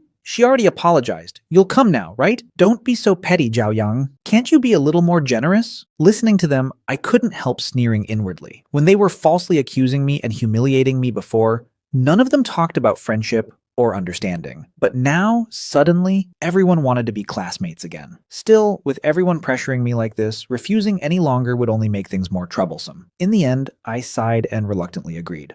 That evening, I arrived at the hotel where the reunion dinner was being held. After all the classmates had taken their seats, Xu Lingling suddenly stood up and smiled brightly. Looking around the room, she announced, "Classmates, my cousin just returned from overseas." Just then, the door to the private room was pushed open, and a well-dressed young man walked inside. Xu Lingling immediately stood up with an excited smile. "Everyone, this is my cousin." The moment some of the classmates got a clear look at him, they were stunned. "Wait, is that Wu Haoshan?" Someone blurted out. "The young master of Wu family real estate?"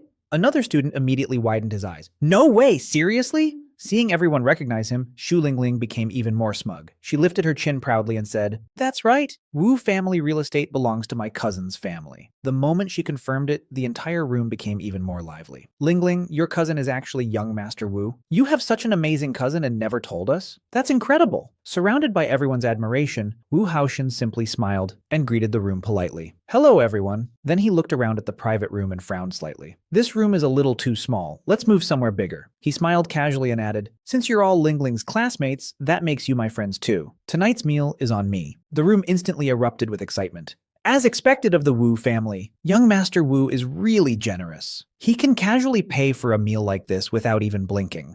Wu Haoshan merely smiled indifferently. "You're all exaggerating. It won't cost much." Soon, everyone moved into a much larger private room. I quietly found a seat in the corner and sat down by myself. Unfortunately, Wu Haoshan happened to notice me. Remembering what Xu Lingling had told him about me before, he frowned slightly. So this was Zhao Yang, the person who had supposedly bullied his cousin. Looking me over from head to toe, he silently thought there was nothing special about me. A moment later, he picked up a glass of wine and walked over. "Why are you sitting here so quietly, classmate?" he asked with a smile. Before I could answer, someone nearby laughed and said, "Young Master Wu, you don't need to pay attention to him. Zhao Yang has always been like this. We're all used to it." Wu Haoshan smiled, raised his wine glass and said, "Since we're all here together, let's have some fun. Come on, have a drink with me." I looked up and immediately shook my head. "Sorry, I don't drink." The truth was that I had deliberately driven here tonight so it would be convenient to go home afterward. If I drank, I wouldn't be able to drive back. Of course, I couldn't tell them that, so I simply refused.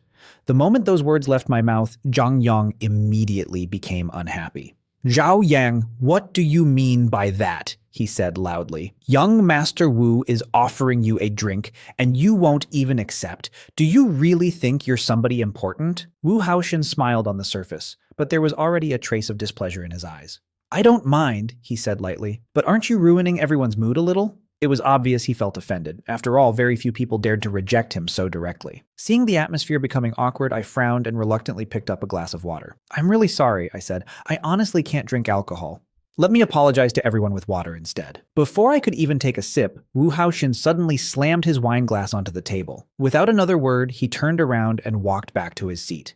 In his eyes, I clearly didn't know my place. Zhang Yang immediately pointed at me and started criticizing me again. "Zhao Yang, you're way too arrogant," he shouted.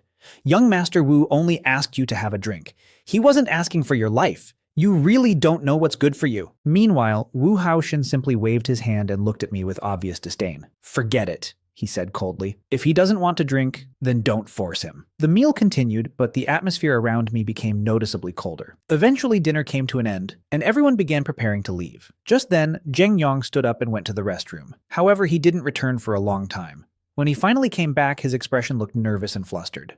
Xu Lingling immediately noticed something was wrong. "Why were you gone so long?" she asked. "What happened?" Zheng Yang hesitated before speaking. "After I finished using the restroom, I ran into a couple of thugs." His voice grew weaker as he continued. "They bumped into me first, and they were already cursing at me. I couldn't help talking back a few times." "Then what happened?" Xu Lingling quickly asked. Zhang Yang swallowed nervously. "Then they told me to wait here." The more he spoke, the less confident he sounded. Nothing bad should happen, right? They were the unreasonable ones first. After finishing, he cautiously looked toward Wu Haoshan. Wu Haoshan simply smiled and waved his hand dismissively. "It's nothing." Leaning back in his chair, he said confidently, "The owner of this place is a friend of mine. As long as I'm here, who would dare cause trouble? Don't worry about it." The door to the private room was suddenly kicked open with a loud bang. A burly man with a face covered in scars stormed inside with a group of thugs behind him. The atmosphere in the room instantly froze. One of the thugs pointed at Zhang Yong while covering his swollen cheek and shouted, "Brother Long, that's the guy!" Brother Long narrowed his eyes and slowly walked toward Zhang Yong. "So you're the one who hit my man?" Before anyone else could react, Zhang Yong suddenly stood up with his chest puffed out. With Wu Haoshin standing behind him, he felt completely fearless. Looking directly at Brother Long, he said arrogantly, "That's right, it was me.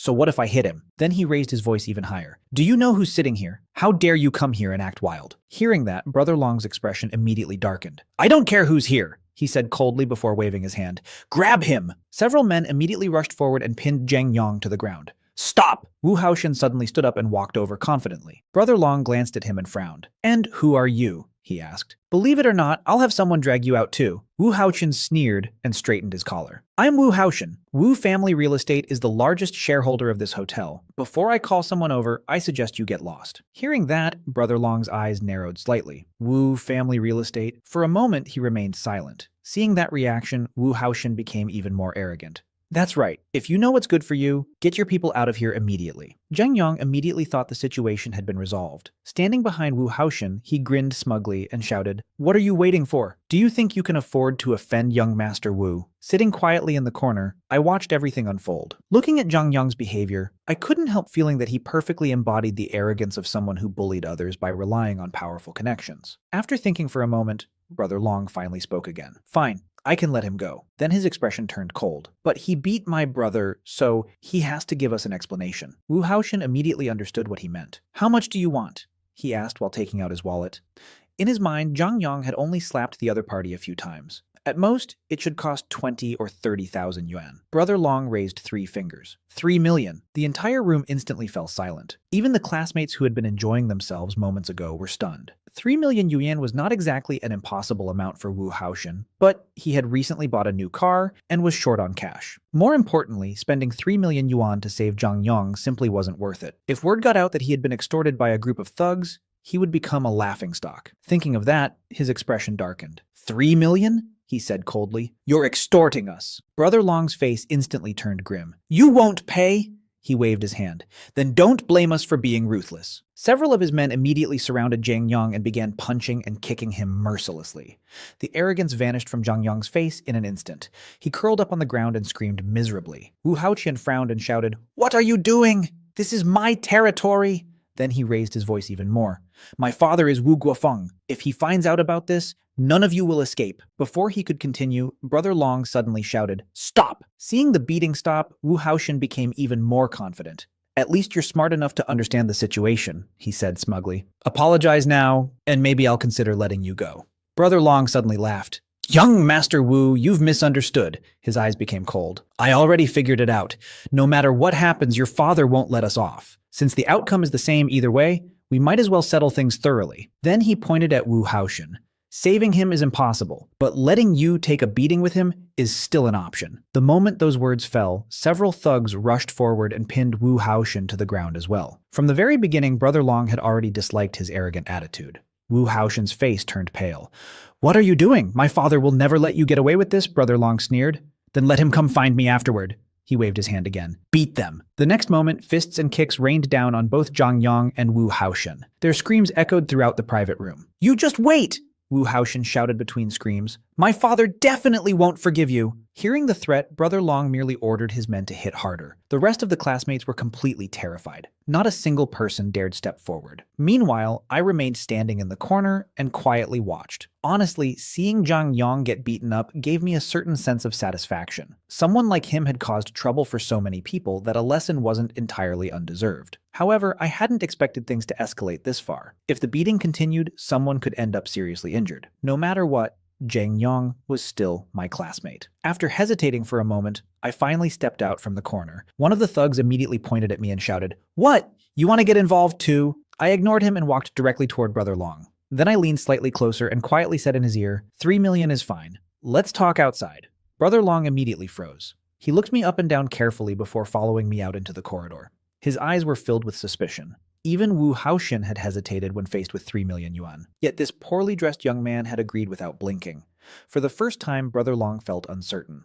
Looking at me carefully, he wondered if I might actually be far more powerful than the Wu family. Remaining calm, I said, 3 million isn't the issue. You already know who Wu Haoshin is. If this situation truly spirals out of control, things will become troublesome for everyone. Sometimes it's better to stop while you're ahead. I calmly handed Brother Long a bank card number and said, transfer the money there. Once you get it, there won't be any trouble afterward. Brother Long quickly gave me the account information. Less than a minute later, 3 million yuan had been transferred into his account. Looking at the deposit notification on his phone, he was completely stunned. For a moment, he just stared at the screen in disbelief. Seeing his reaction, I frowned slightly and asked, "What is 3 million too little?" I was even wondering whether I needed to add more. Hearing that, Brother Long's heart nearly jumped out of his chest.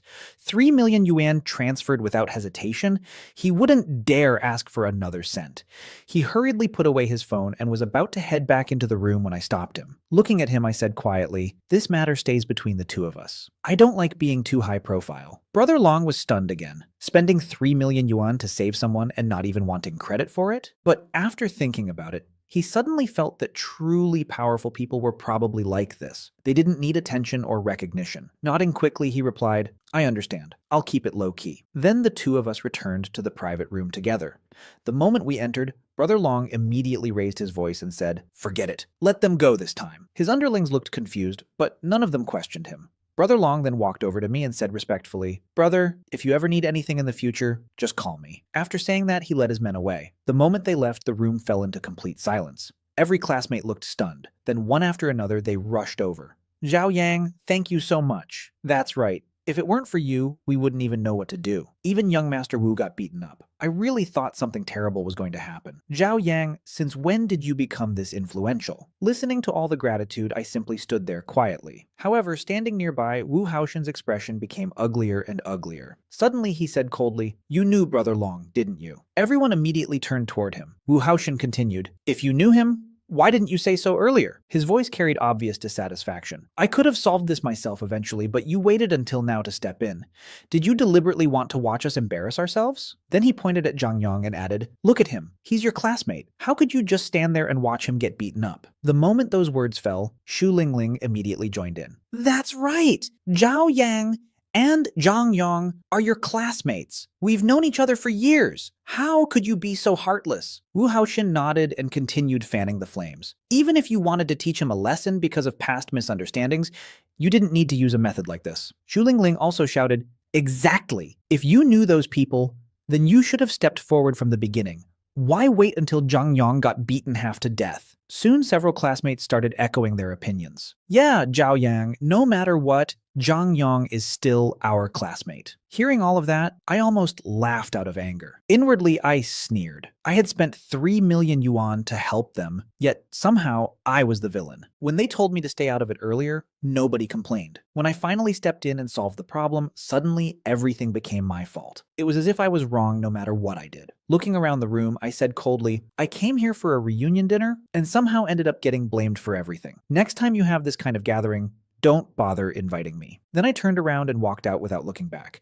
Honestly, if I had known things would end like this, I would have rather stayed in the corner and watched. At least that would have saved me 3 million yuan and a lot of trouble. After I left, many of my classmates gradually realized that what I said actually made sense. Wait, Zhao Yang was the one who got Brother Long to let everyone go. Yeah, if Zhang Yang hadn't gone outside and started trouble, none of this would have happened. Why are we blaming Zhao Yang? Hearing those discussions, Wu Haoshin became even angrier. In his mind, everyone acting as if Zhao Yang had saved him was the greatest humiliation of all. Did he, Wu Haoshin, really need Zhao Yang's help? The more he thought about it, the more resentful he became. Meanwhile, I drove home while holding back my frustration. The moment I walked through the door, I saw Li Anqi sitting on the sofa with a cold expression. My heart immediately skipped a beat. Carefully walking over, I asked, "What happened?" Without looking at me, Li Anqi said, "My aunt wants us to have dinner with her tomorrow night. We're going together." After saying that, she stood up and returned to her room. Only after her door closed did I finally breathe a sigh of relief. But then another thought crossed my mind. My aunt had never liked me. Why would she suddenly invite me to dinner? The next afternoon, Li Anqi and I arrived at the restaurant together. The moment we walked in, my aunt immediately waved enthusiastically at Li Anqi with a bright smile on her face. However, the smile froze the instant she noticed me standing beside her. "You came too?" she asked awkwardly. At the same time, I noticed Chung Yu sitting beside her. Everything suddenly became clear. This wasn't a family dinner at all. My aunt had obviously arranged this meeting to bring Li Anqi and Chung Yu together. As for me, her so-called nephew-in-law, she hadn't taken me seriously from the very beginning. Looking annoyed, my aunt quickly pulled Li Anqi aside and whispered, "Why did you bring her with you?" "Auntie, didn't you invite us to dinner?" "What's wrong?" Li Anqi asked as she calmly sat down beside me, directly across from Chung Yu. My aunt immediately became both anxious and irritated. Looking at me, she clearly wanted to say something harsh, but she swallowed the words back down. In her eyes, I was the kind of person who followed Li Anqi everywhere, completely lacking any ambition of my own. Chung Yu, however, acted as if none of it bothered him. He smiled and stretched out his hand toward Li Anqi. "Miss Li, we meet again." Before Li Anqi could respond, I suddenly reached forward and firmly grabbed Chung Yu's outstretched hand. Looking at him, I smiled and said, "Mr. Chung, I really didn't expect we'd meet again either." Chung Yu's expression immediately stiffened. He quickly pulled his hand back and frowned. Soon the dishes began arriving one after another. My aunt immediately picked up a piece of food and placed it into Li Anqi's bowl. "Anqi, this is the restaurant's signature dish. Xiao Yu specially ordered it for you. Hurry up and try it." Before Li Anqi could even react, I reached over with my chopsticks, picked the food out of her bowl, and stuffed it into my own mouth. After chewing for a moment, I nodded and said, "Not bad. It's actually pretty delicious." Young Master Chung really knows how to order food. Li Anqi immediately shot me an annoyed look. "All you know how to do is eat." Chung Yu glanced at me with obvious disdain before turning back to Li Anqi. "Miss Li, our company will be recruiting at your school tomorrow. If you're interested, or if there's anything you need help with, feel free to tell me." Then he smiled and added, "Last time I was only joking. If you ever want to join our company, I'd be happy to help." Before Li Anqi could respond, I immediately interrupted. "You should at least know your own value before talking about joining someone else's company." My aunt instantly glared at me in anger. Then she forced a smile and looked at Li Anqi. "Anqi, didn't you say recently that there were some financial matters you didn't understand? Xiao Yu definitely knows all about those things. Let him explain them to you." Chung Yu smiled modestly. "If there's anything you don't understand, I'd be happy to help." I immediately spoke up again. "Young Master Chung seems very knowledgeable. I happen to have a lot of questions too. Why don't you explain them to me first?" The moment I opened my mouth, my aunt's expression darkened. It was obvious that no matter what they talked about tonight, I was going to interrupt. Finally, she could not hold back anymore. Looking at me, she shouted, "Shut up!" I calmly looked back at her and said, "Auntie, weren't you always saying I lacked ambition? Young Master Chung is so outstanding. I'm just trying to learn from him." My aunt clenched her teeth, shot Chung Yu an apologetic glance, then suddenly stood up. Looking at me, she said, "Zhao Yang, come outside with me." I looked at the food in front of me and replied, "What is it now? I haven't even finished eating." "Come out right now," she snapped. Without waiting for my response, she grabbed my arm and dragged me outside. The moment we reached the corridor, my aunt exploded. "Do you know what you're doing?" she demanded angrily. "Chung Yu and Anqi were discussing important matters." I immediately laughed. "Important matters? You just want to create an opportunity for Chung Yu to get close to Anqi, don't you?" My aunt snorted coldly. "Look at yourself first. Do you really think you're worthy of Anqi?" Hearing that, I clenched my fists. "Auntie, you're an elder. Don't you think that's a bit too much?" "Too much?" she said mockingly. "You're completely useless. Not only can't you help Anqi, but now you want to ruin her future too. Do you know what kind of status Chung Yu has? Helping Anqi would be effortless for him. If she stays with you, she'll suffer for the rest of her life." I was stunned for a moment. "What future are you talking about?" My aunt looked at me as if I were hopeless. "You don't even know.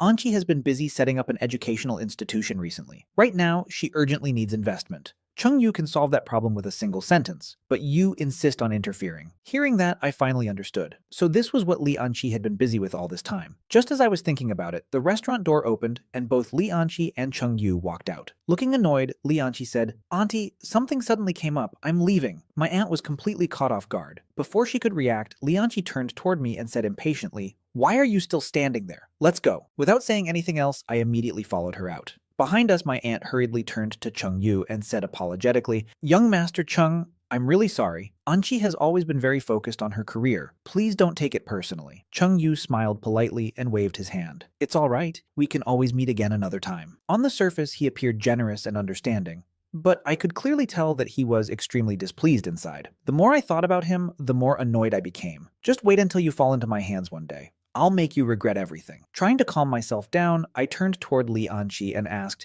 I heard you've been busy setting up an educational institution lately. Li Anqi frowned slightly and glanced at me. My aunt told you that? I looked straight at her and asked, just answer me. Is it true or not? Her expression immediately turned cold. So what if it is? And so what if it isn't? Then she looked at me suspiciously and continued, don't tell me you're thinking about getting into my institution through my connections.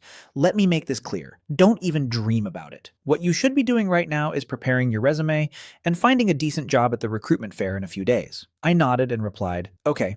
I understand. Although she never answered directly, the truth was already obvious. Knowing Li Anqi's personality, I understood that she would never casually accept investment or help from other people. I wanted to help her, but I couldn't do it openly. Just then, I noticed the restaurant ahead and suddenly had an idea. Stop the car up there, I said. Li Anqi immediately frowned. What are you going to do now? I quickly made up an excuse. The restaurant manager just messaged me.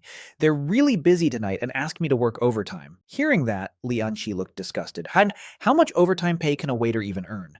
You're still going to work this late at night? That's all you're good for. Quit that job before you embarrass me again. After you find a proper job in a few days, then we'll talk. She stepped on the brakes at the intersection and stopped the car. Walk over yourself. I don't want people seeing me dropping off a waiter. After getting out of the car, I watched her leave before heading toward the restaurant. The moment I stepped inside, manager Li Chengli spotted me and hurried over with a huge smile. Mr. Zhao, what an honored guest. Why didn't you call ahead? I would have prepared a private room for you. I raised my hand and smiled. I'm not here to eat today. Actually, I have a personal matter I'd like your help with. Ever since she learned that I was an incredibly wealthy heir, Li Chengli had been doing everything she could to build a good relationship with me. The moment she heard that I needed help, her eyes lit up. She knew her opportunity had arrived. Mr. Zhao, please speak freely, she said immediately. As long as it's within my ability, I'll definitely help you solve it. I nodded and got straight to the point. I want to establish an investment company. However, because of some special circumstances, I can't personally appear as the owner. So I'd like to know whether you have any trustworthy connections who could help me handle this. Before I could even finish speaking, Li Cheng immediately nodded and said, I understand. You wealthy families always like to use this kind of method to test a person's abilities, right? I smiled and replied, that's pretty much what it means. If you can handle this successfully, I might even consider letting you become the general manager. The moment he heard that, Li Cheng's eyes lit up with excitement. He looked thrilled as he assured me, Mr. Zhao, don't worry. Leave this matter to me. I've been a manager here for many years and have plenty of connections. Give me 3 days and I'll have everything arranged perfectly. I nodded and said, that would be for the best. The reason I wanted someone to establish an investment company was because of the educational institution Li Anqi was currently worrying about. Over the years, all my food, clothing, and daily expenses had been provided by her. Now that she was facing difficulties, it was time for me to repay her kindness. Having Li Cheng handle the matter was undoubtedly the most suitable choice. 2 days later, Li Cheng called me and said excitedly, Mr. Zhao, the matter you asked me to handle has already been taken care of. All that's left is for you to come and make the final arrangements. I was genuinely surprised and replied, that fast? It seems you really are efficient. Li Cheng laughed happily and said, not at all, Mr. Zhao, you flatter me. When working for you, this kind of speed is the minimum requirement. When do you have time to come take a look? Not wanting Li Anqi to keep running around because of this issue, I said, send me the address. I'll head over right now. Soon I arrived in front of a 5-story office building. Li Cheng was already waiting at the entrance. As soon as he saw me, he said, Mr. Zhao, this is the company I plan to acquire for you according to your requirements. What do you think? During our earlier discussions, I had already made it clear that the size of the company didn't matter. Speed was what mattered most, and direct acquisition was undoubtedly the fastest solution. Looking at the building, I asked, the entire building? Li Cheng nodded and replied, yes, if you feel it's not enough, we can look for another one. I shook my head and said, this is enough. The size of the company isn't important. He quickly agreed. Exactly. For an investment company, operational capability is what truly matters. Although their business performance is average, they have a complete and mature operating system. If we acquire them today, investments can begin immediately tomorrow. I nodded in satisfaction. That's even better. That's exactly the point I value. Li Cheng smiled and said, then I'll go bring the owner over so you can discuss everything face to face. I waved my hand and replied, go ahead, I'll look around first. While waiting, I casually wandered around the first floor and decided to take a look at the second floor. As I stood by the elevator, a young girl carrying a huge stack of folders came wobbling toward me. Suddenly, she lost her balance and cried out, ah! The folders were about to spill everywhere. Without thinking, I rushed forward and helped steady them. She let out a relieved sigh and said, thank you. I smiled and replied, you're welcome. Let me help carry those. Which floor are you going to? Taking the folders from her hands, I heard her say, Sorry for troubling you. Second floor. I chuckled and said, What a coincidence. I'm going to the second floor too. Inside the elevator, she looked at me curiously and asked, I've never seen you before. You're probably not one of our employees, right? I shook my head. No. Looking at how busy everyone is, business must be pretty good here. She forced a bitter smile and replied, Not really. It's only average. Things aren't that great. The elevator arrived on the second floor. The moment we stepped out, a fat, big-eared man stormed toward us with an angry expression. Chen Shi, what are you doing? I told you to move those files and you're still so slow. Didn't you eat enough? The girl immediately stiffened. It was obvious she was afraid of him. Then the man noticed me. Pointing in my direction, he barked, And who is this kid? You even need help carrying files? If you're that delicate, why are you even working? Lowering her head slightly, Chen Shui explained nervously. Manager Wang, you misunderstood. We met downstairs. He was just being kind and helped me. Manager Wang snorted coldly. So because you randomly met someone, you just brought him into the company? What if something gets stolen? What if business secrets get leaked? Can you take responsibility for that? Chen Shui trembled and quietly said, Manager Wang, Before she could finish, he interrupted her harshly. What? Are you trying to argue with me? Let me tell you something. Forget about getting this month's bonus. The color drained from Chen Shui's face while Manager Wang looked extremely pleased with himself. Watching this unfold, I felt this man was completely unreasonable. Unable to stay silent any longer, I stepped forward and said, Manager, I think you're going a little too far. He froze for a moment, then looked at me sideways and sneered, Who the hell are you? How I manage my employees is none of your business. I calmly replied, I'm only trying to say what's fair. There's no need to bully a young girl like this. Manager Wang immediately snapped, Do you have nothing better to do than meddle in other people's business? I'll deduct whatever I want. You're just an outsider. You have no right to say a word, and I'm giving you 10 seconds to get out of here. Otherwise, I'll call security. When he saw that I had no intention of leaving, he shouted even louder, You little brat! Why are you still standing there? I told you to get out. Are you deaf? At that moment, Li Cheng noticed the commotion and quickly walked over to help me. Pointing at Manager Wang, he angrily shouted, You idiot! How dare you speak to Mr. Zhao like that? Then he turned to me and asked respectfully, Mr. Zhao, are you all right? I simply shook my head. Li Cheng immediately faced Manager Wang again and scolded him. What kind of attitude was that? Hurry up and apologize to Mr. Zhao. Manager Wang looked stunned before bursting into laughter. Apologize? Are you joking with me? Not only him, but you can get lost too. This is my territory. It's not your place to speak here. Before he could finish his sentence, a loud slap landed directly across his face. Everyone nearby froze in shock. Clutching his cheek, Manager Wang stared in disbelief and cried out, Brother-in-law! The man who had slapped him was a middle-aged man, the owner of the company. Looking at his rude and incompetent brother-in-law, the owner seemed so furious he wanted to strangle him on the spot. He roared, Don't call me brother-in-law. I don't have such a useless brother-in-law. Panicking, Manager Wang stammered, Brother-in-law, But the owner cut him off with another furious shout. Shut up! Then he quickly turned toward Li Cheng and said apologetically, Brother Li, I'm truly sorry. My brother-in-law is a complete fool. Please don't take it to heart. Li Cheng merely snorted and replied, I don't really care. The important thing is what Mr. Zhao thinks. The owner immediately looked toward me with a nervous expression and said respectfully, You must be Mr. Zhao.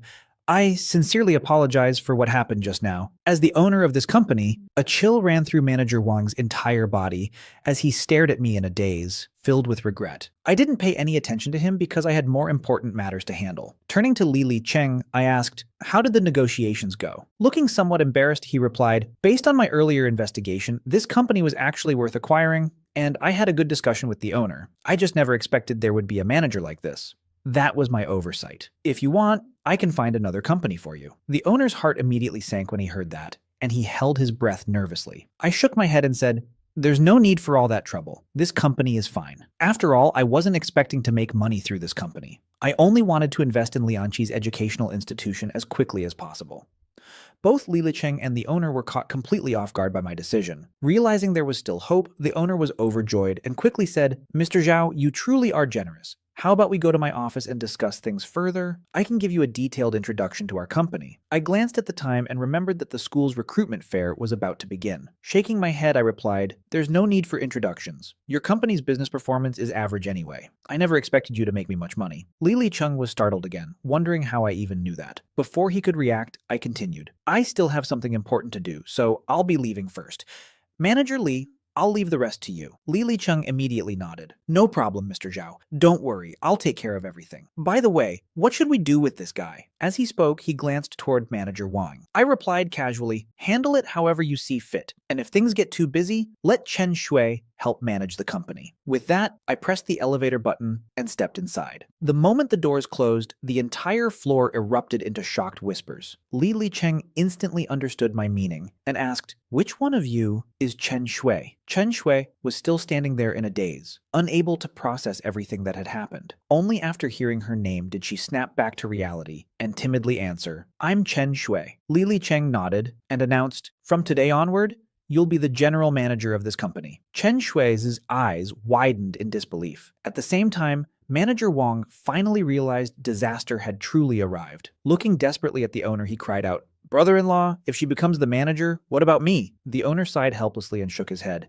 "This is all your own fault. The company doesn't belong to me anymore. I can't help you now. Figure it out yourself." Panicking, Manager Wang begged, "Brother-in-law, at least say a few good words for me. If I lose my salary, how am I supposed to repay my gambling debts and mortgage?" The owner coldly snorted, "I've already done more than enough for you. I won't help you anymore." Desperate, Manager Wang immediately turned toward Li Licheng and pleaded, "Brother Li, please." But Li Licheng's expression remained icy. "Even if you called me dad, it wouldn't help. Mr. Zhao was already generous enough not to hold this against you. You should be thanking heaven for that. As for this job, forget about it. Now get lost." He then called over security guards and had Manager Wang thrown out of the company. After leaving the investment company, I drove straight toward the school. Unfortunately, traffic jams slowed me down and wasted valuable time. During the drive, my phone suddenly rang. The moment I answered, Li Anqi's slightly angry voice blasted through the speaker. "Zhao Yang, where the hell are you? Don't tell me you forgot today's recruitment fair." I quickly replied, "I didn't forget, I'm on my way right now. I'll be there soon." Hearing that only made her voice rise even higher. "You're still on the road? The recruitment fair has already started and you still haven't arrived. Do you even care about your future? Do you want to spend the rest of your life serving dishes in a restaurant?" I sighed helplessly and said, "Bad luck, I got stuck in traffic. There's nothing I can do." Lianqi coldly snorted. "If you had left half an hour earlier, would this have happened? You're always absent-minded. I honestly don't know what goes on inside your head all day." I couldn't help thinking, it's because I've been busy arranging your investment. Before I could explain, she sternly continued, "I'm giving you 15 minutes to appear in front of me. Otherwise, just wait and see what happens." The call ended immediately after that. Fortunately, I wasn't very far from the school anymore. Meanwhile, on campus, Li Anqi lowered her phone and shook her head in disappointment. Suddenly, a man's voice sounded nearby. "Teacher Li, did something troubling happen? Why are you standing here sighing all by yourself?" She turned and saw Chung Yu walking toward her with a bright smile. "Hello, Mr. Chung," she greeted politely, though her tone was noticeably cold.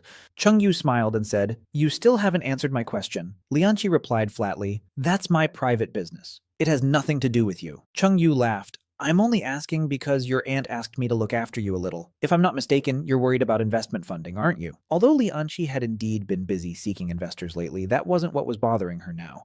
Still, Chung Yu assumed she was simply being stubborn and continued, "Honestly, that's a very small matter for me. A few words from me and I could help you secure investment funding. There's no reason for you to stress over it. How about tonight we find a place to have dinner and discuss everything in detail?" "No!" Lianqi rejected him immediately, her voice cold and decisive.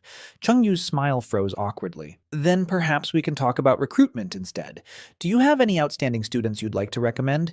Any student you value will receive special treatment from our company." Lianqi glanced at her watch and looked around repeatedly. It was obvious she wasn't listening to a word he said. At that same moment, I finally arrived at the school and began searching for her. After walking only a short distance, I overheard several female students whispering among themselves. "That's Chung Yu from Chengxi Group, right? Yeah, his family is rich, he's handsome, and he's the definition of a rich and handsome prince. I saw him talking with Teacher Li. Do you think they're dating? Very possible. They're talented and attractive. They look perfect together. I'm so jealous of Teacher Li. I wonder when I'll meet a rich second-generation heir like that." Following their gaze, I spotted Li Anqi and immediately walked toward her. The girls noticed me heading in that direction and looked annoyed, as if a beautiful scene was about to be ruined by an unwelcome intruder.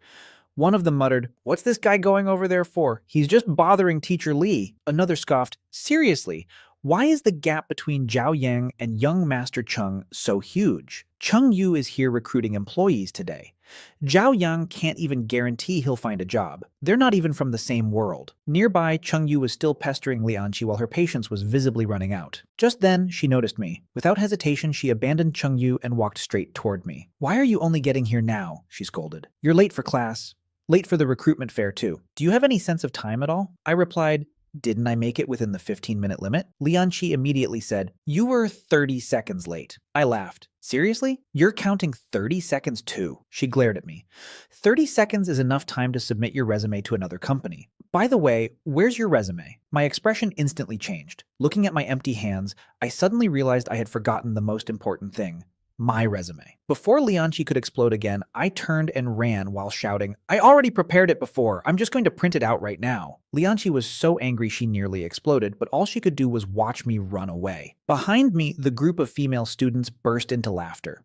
Cheng Yu walked back to Lianqi and said, "So, Teacher Li, the thing troubling you is actually one of your students." But Lianqi replied coldly, "Mr. Cheng, I have other things to do. I don't have time to chat with you. Goodbye." With that, she walked away without another glance. Left standing there alone, Cheng Yu's face darkened with embarrassment and anger. In his mind, all of this was my fault. Grinding his teeth, he muttered, "You brat, you dare ruin my plans?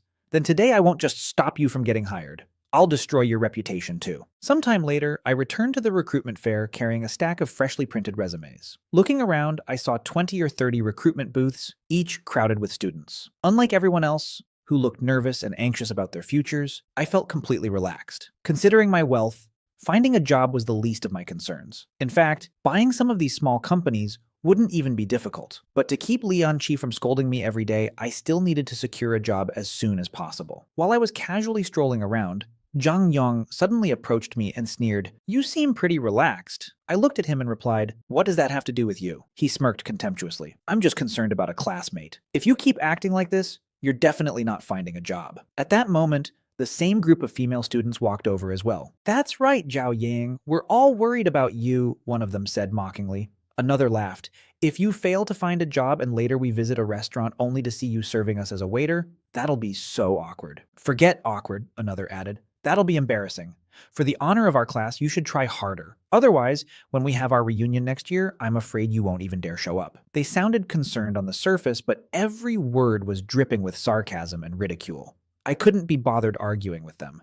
Walking straight past them, I simply said, "Move," Zhang Yang scoffed. "Still acting cool. Let's see if anyone actually hires you." Another laughed. "After the recruitment fair ends, let's go ask him how many offers he got. That'll be fun." "Good idea," they all agreed, continuing to mock me. Ignoring them completely, I blended into the crowd. As I wandered around, I suddenly heard a familiar voice. "Little miss, I think you'd be perfect for our company. Why not give it a try?" The voice sounded slightly lecherous. "Hey, don't leave. Stay and chat a little longer." Turning my head, I saw Zhou Qiang, someone I had met several times before. A smile appeared on my face as I walked over. Seeing someone approach, Zhou Qiang casually waved his hand and said, "Not interested? Then go somewhere else." I cleared my throat and said, "Boss Zhou, I don't think that's a very good way to recruit people." Zhou Qiang instinctively replied, "How I do things is none of your damn," but the moment he saw my face, he abruptly swallowed the rest of his words. His eyes widened as he exclaimed in a low voice, "It's you!" I smiled and nodded. "That's right.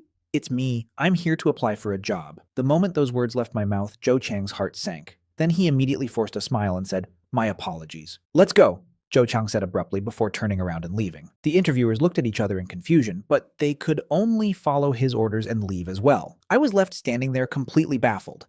I couldn't understand why Zhou Qiang seemed so eager to avoid me. At that moment, I couldn't help thinking that maybe I still wasn't being low-key enough. After walking some distance away, Zhou Qiang finally stopped and let out a long breath of relief. Just then, a man in his 30s walked up beside him and curiously asked, "Young Master Zhou, what happened back there?" Zhou Qiang glanced at him and said, "Manager who? Your Huasheng group is recruiting here too?" The man nodded. Yes, and our chairman places great importance on this event. As the HR manager, I came personally to take a look." Zhou Qiang laughed. "Even a small campus recruitment fair gets that much attention? No wonder Huasheng Group has become the leading company in our city." Manager Hu smiled before asking again, "But I saw you run away from a student just now. What exactly happened?" Zhou Qiang awkwardly scratched his head and sighed. "It's a long story." Manager Hu chuckled. "What kind of person could scare you like that?" Zhou Qiang lowered his voice and replied, "To be honest, I don't know exactly who he is, but he's the kind of rich second-generation heir who can casually pull out nearly 10 million yuan. Just imagine what level of person that must be." Manager Hu was stunned. "Really? He looked pretty ordinary to me. He didn't seem rich at all." Zhou Qiang immediately replied, "What? Are you doubting my judgment? Manager Hu shook his head. Not at all. Rich young masters recognize their own kind better than anyone. I just find it strange. Zhou Qiang nodded knowingly. Among wealthy heirs, plenty of them have weird hobbies. Some even like pretending to be poor students so they can chase girls. Manager Hu laughed. I have actually heard stories like that before. But which family is that kid from? Zhou Qiang shook his head. I've met most of the rich heirs in our city at least once, but I've never heard of him before. All I know is that his name is Zhao Yang, and he's probably from the neighboring city. Hearing that, Manager Hu's eyes widened. His surname is Zhao, and he's from the neighboring city? He paused before suddenly saying, could he be the legendary illegitimate son of the chairman of Zhao Teng Group? Even Zhou Qiang couldn't help nodding. Yeah, that's actually very possible. Manager Hu thought for a moment and then smiled. If that's really the case, then I need to seize this opportunity. Zhou Qiang looked puzzled. What do you mean? Manager Hu explained, Young Master Zhou, you may not know this, but our group is currently preparing for a major project. We're hoping to form a powerful partnership with Zhao Teng Group. If I can use the chairman's illegitimate son to help facilitate that cooperation, it would be a huge achievement for me. Zhou Qiang wasn't interested in business matters and shrugged. But we're only guessing. What if we're wrong? Manager Hu laughed. Even if we are wrong, he's still a rich heir, isn't he? Building a good relationship with someone like that can never hurt. Zhou Qiang smiled. You really are sharp. Manager Hu grinned and said, in any case, thank you for the information. I need to handle this quickly before another company recruits him first. Zhou Qiang waved his hand. Go ahead. As Manager Hu walked away, he carefully considered how to approach me. After all, if I really was an illegitimate son, it would be an extremely sensitive matter that needed to be handled delicately. Meanwhile, I knew absolutely nothing about all of this, and continued searching for opportunities. Suddenly, a familiar voice called out, Isn't this Zhao? If you're looking for a job, why not come take a look at our company? I looked up and saw Cheng Yu waving at me. Honestly, I didn't want to deal with him at all, but out of the corner of my eye, I noticed Li Anqi watching me from not too far away. For some reason, a chill ran down my spine. I had already visited several companies without any success, so I figured I might as well put on a show. Fine, I said, handing over my resume. Here's my resume. In reality, I had absolutely no intention of joining Cheng Yu's company. At that moment, I secretly glanced toward Li Anqi and noticed that after seeing me submit my resume, she finally turned and walked away. I instantly felt relieved. Standing across from me, Cheng Yu pretended to read my resume. Then, without warning, he suddenly shouted at the top of his lungs, Zhao Yang, aren't you the student who behaved improperly at school? I heard you even stole money before. The moment those words left his mouth, everyone nearby turned to look at me. My expression darkened immediately. I've never stolen money, I said firmly. Don't slander me. A barely noticeable sneer flashed across Cheng Yu's face before he loudly replied, This isn't something I made up. I heard it from several people, and those people are your classmates. Surely they know your character better than anyone. Anger surged through me. So you just believe whatever people say? Is that how your company judges others? Cheng Yu crossed his arms and sneered. If you were really a good student, why would people spread rumors about you? There must be a reason. Anyway, Chengxi Group will never hire someone like you. As he spoke, he deliberately threw my resume onto the ground in front of everyone. But he still wasn't finished. Looking around at the other companies, he loudly announced, And let me offer everyone some friendly advice. Don't hire students like him. Otherwise, you might end up inviting unnecessary trouble. Many of the interviewers nodded in agreement. In an instant, I felt like I had truly become a thief in everyone's eyes. Surrounded by judgmental stares, I clenched my fists and shouted, I'll say it one more time. I have never stolen a single cent. Cheng Yu coldly replied, Who's going to believe you? Who's willing to testify for you? He was right. At that moment, nobody stepped forward to defend me. However, just when the situation seemed hopeless, a man in his 30s suddenly walked into the crowd. He bent down, picked up the resume Cheng Yu had thrown on the ground, and calmly said, I believe him. His voice wasn't loud, but it instantly silenced everyone. All eyes turned toward the badge hanging on his chest. It clearly displayed his identity, Hu Liang, Human Resources Manager of Huasheng Group. The entire venue fell silent. Cheng Yu frowned and said, Manager Hu, this has nothing to do with you. I suggest you stay out of it. Hu Liang calmly replied, We're here to recruit employees. Any student attending this fair could potentially become one of our staff members. How does that not concern me? Cheng Yu frowned even deeper. But he hasn't even applied to Huasheng Group. Hu Liang smiled slightly. Not yet. That doesn't mean he won't. Cheng Yu scoffed. He's a thief. Are you seriously willing to hire someone like that? It seems Huasheng Group's hiring standards aren't very impressive. Hu Liang immediately responded, That's exactly the problem. You call him a thief, but do you have any evidence? Based on nothing more than rumors, you're trying to brand a student as a criminal.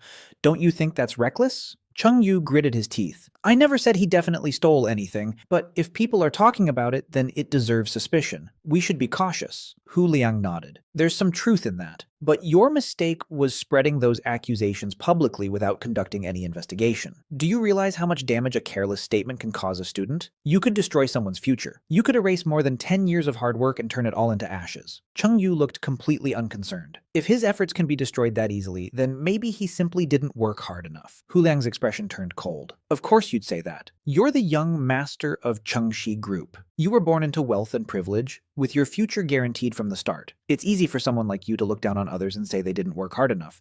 But don't forget that without the employees struggling at the bottom, your family wouldn't have achieved what it has today.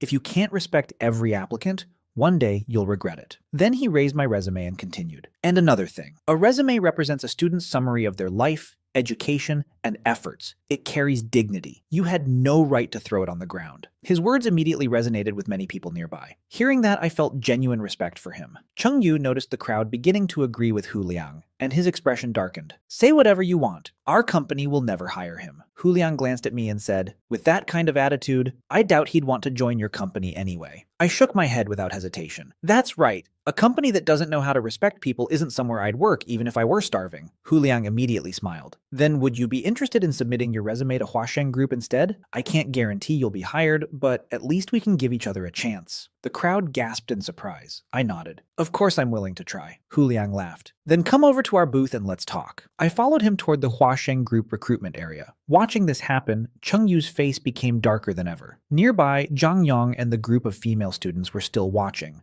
One girl scoffed, "That manager Hu is so annoying. Why is he sticking his nose into other people's business?" Another said, "Yeah, but why is he helping Zhao Yang? Do they know each other?" Zhang Yang immediately shook his head. "No way.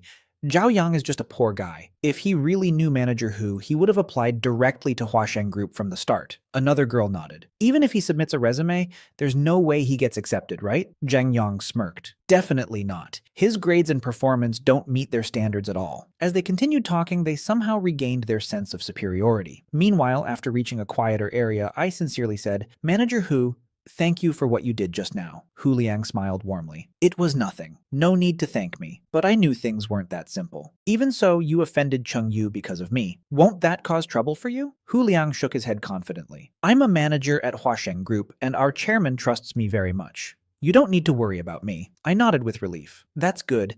But I'm still curious. Why did you help me?" Hu Liang smiled faintly. "Because my family was poor too. I climbed up from being a poor student myself. I was bullied by rich heirs when I was younger, and back then, nobody stood up for me. I understand exactly how you feel. So when I saw what was happening today, there was no way I could ignore it." Hearing that, I felt genuine admiration. I see. People like you are rare these days. Deep down, Hu Liang felt a little guilty because that wasn't his true reason, but he didn't show it. Instead, he suddenly put on a serious face and said, "Still, business is business. Helping you doesn't mean Huasheng Group will hire you. Everything must go through the proper process." I nodded. "I understand." Together, we returned to the Huasheng Group booth, which was still packed with applicants. Hu Liang patted my shoulder and said, "Go line up. I have other things to handle. Do your best. Hopefully, you'll have a chance to join our company." Then he turned and left. After waiting in line for quite some time, I finally sat down in front of an interviewer. The interviewer asked me several questions before nodding. "All right, I have a general understanding of your situation now.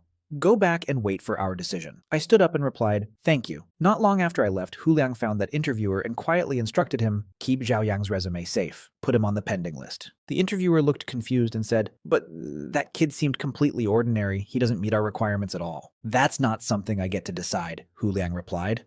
After leaving the Huasheng Group booth, I found a quiet corner and called Li Chung. "Manager Li, how are things on your side?" He immediately replied, "Everything's been taken care of." Hearing that, I nodded and said, "Good. I have a company that needs an investment. I want you to handle it." Li Cheng answered without hesitation, "No problem, Mr. Zhao. Just tell me what you need, and I'll make sure it gets done." After that, I explained Lianqi's situation and her educational startup in detail, asking him to move as quickly as possible. Once the call ended, I finally let out a relieved sigh. At least that problem was solved. Not long afterward, while I was walking around campus, Lianqi's familiar voice rang out again. "Zhao Yang, why are you wandering around here?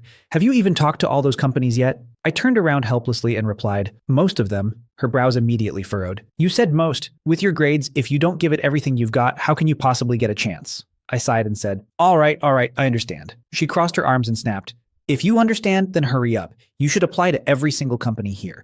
If you can't find a job, then just wait and see. Deep down, I thought, are you planning to murder your future husband or something? Of course, there was no way I would dare say that out loud. Just as I was about to slip away, her phone suddenly rang. She looked at the unfamiliar number with a slight frown, but answered anyway. Hello? A voice came from the other side. Hello, is this Miss Li Enchi? Yes, it is. I heard you're planning to establish an educational institution and are currently looking for investment funding. Lianchi's eyes instantly lit up. That's right. May I ask who you are? The caller replied, I'm from Dongshin Investment Company. We're interested in investing in educational startups. If you're interested, perhaps we can arrange a meeting. Excitement flashed across her face. Of course.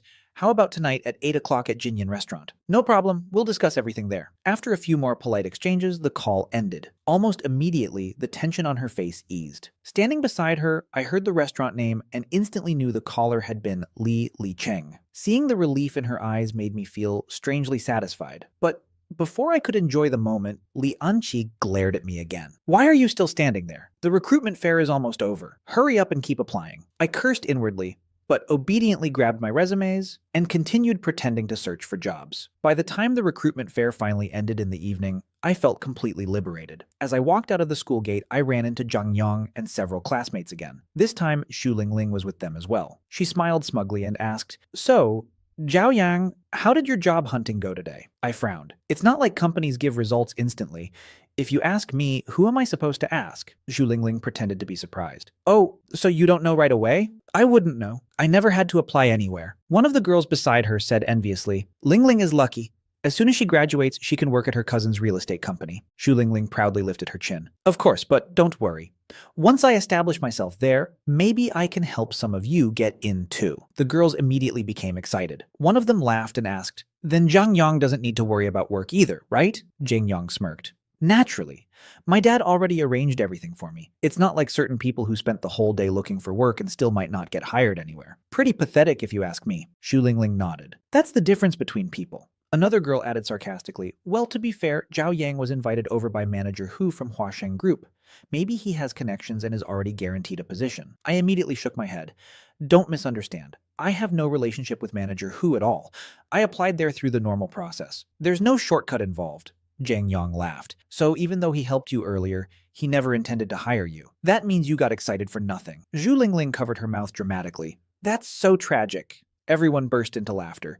I shook my head and prepared to leave, but Xu Lingling suddenly called out, Wait a second, my cousin wants to see you. I stopped and asked, Wu Haoshan, what does he want with me? She shrugged. How should I know? He just told me to make sure you stayed here. I was about to refuse when a white Audi suddenly pulled up nearby. Wu Haoshan stepped out of the car. The girls immediately started admiring it. Wow, your cousin's car is so cool. Xu Lingling smiled proudly. With his wealth, driving this is already considered low-key. Another girl laughed. Compared to your father's Rolls-Royce Phantom, it's still several levels lower. Every time her father's luxury car was mentioned, Xu Lingling looked incredibly pleased with herself. I couldn't help smiling helplessly. Seeing that, she glared at me. What are you laughing at? My dad's car is something you couldn't even afford a tire for after working your entire life. Wu Haoxian walked over and greeted everyone except me. It was obvious he was deliberately ignoring my existence. I coughed lightly and said, Didn't you say you wanted something from me? Only then did he pretend to notice me. Oh, sorry. You're not very noticeable, so I didn't even see you. He smiled before continuing. I actually came here for something important. As he spoke, he pulled a thin card from his pocket and held it out toward me. It didn't look like a business card. It seemed more like a special invitation. I didn't take it immediately and asked, What's this? Wu Haoxian explained, It's an invitation to a banquet. Last time you helped us solve a problem, so we wanted to thank you by inviting you. I frowned. What kind of banquet? He waved his hand casually. Nothing special, just a gathering with lots of good food. It's free, so why not come enjoy a nice meal? After hesitating for a moment, I accepted the card. Honestly, I only took it because I wanted him to stop bothering me. Wu Haoxian smiled. That's more like it. Then we'll see you tomorrow night. The time and location are written on the card. I shrugged. I'll see. I might not even be free tomorrow. All right then. With that, I finally managed to leave. Not long after driving away from school, I received another call, this time from Li Cheng. Mr. Zhao, do you have time later? There are still some documents that require your signature. Sure, I was planning to come by anyway. The truth was, I also intended to visit Jinyan Restaurant. Even though I trusted Li Cheng, I still wanted to personally witness Li Anqi successfully securing her investment before I could truly relax. At 7:30 that evening, I arrived at the restaurant. Mr. Zhao, you're here. Please come in. Li Cheng had just walked walked outside and immediately greeted me. The restaurant recently added several new dishes. Since you haven't eaten yet, we can discuss company matters over dinner. I shook my head. Has Lianchi arrived yet? Not yet. Good. Arrange a private room as close as possible to where you'll be meeting her. And remember, don't let her know I'm here. At exactly 8 o'clock, Lianchi arrived as scheduled and entered the private room next to mine. Through the thin wall separating us, I could hear everything clearly. Manager Li, these are my company's documents. Please take a look. Li Cheng accepted the paperwork and briefly examined the numbers. Miss Li, according to your proposal, you're seeking an investment of 700,000 yuan. Nervously, she nodded. Yes. Before coming here, she had already prepared herself mentally. Even if she only secured 500,000, it would still solve her immediate problems. After a brief silence, she carefully asked, Manager Li, what do you think? Suddenly, Li Cheng shook his head. Her heart instantly sank. I know my company is still new. If you think 700,000 is too much, perhaps we can lower it a little. Before she could finish, Li Cheng interrupted her. No, it's too little. Li Anqi froze. What?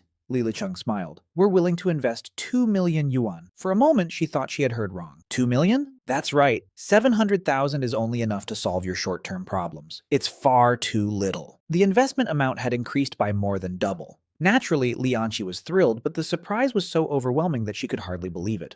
After calming down slightly, she cautiously asked, then what about profit sharing and company equity? What requirements does your company have? Li Cheng immediately saw through her concerns and laughed. Miss Li, you're overthinking things. We're not interested in taking equity. We're investors, and investors simply want returns. The profit sharing arrangement can remain exactly as stated in your proposal. We might extend the duration slightly, but if you're worried, we can clearly state everything in the contract. Hearing that, Lianchi finally relaxed completely. No, thank you so much, Manager Li. If you have no further questions, let's sign the contract now. I'll have our finance department transfer the money tomorrow. Of course, no problem. Sitting next door, I finally breathed a sigh of relief. Once the contract was signed, Lianchi confidently said, Manager Li, don't worry. Our company definitely won't let you lose money. Li Cheng quickly waved his hands. I think there's been a misunderstanding. I'm only an employee. I'm not the owner.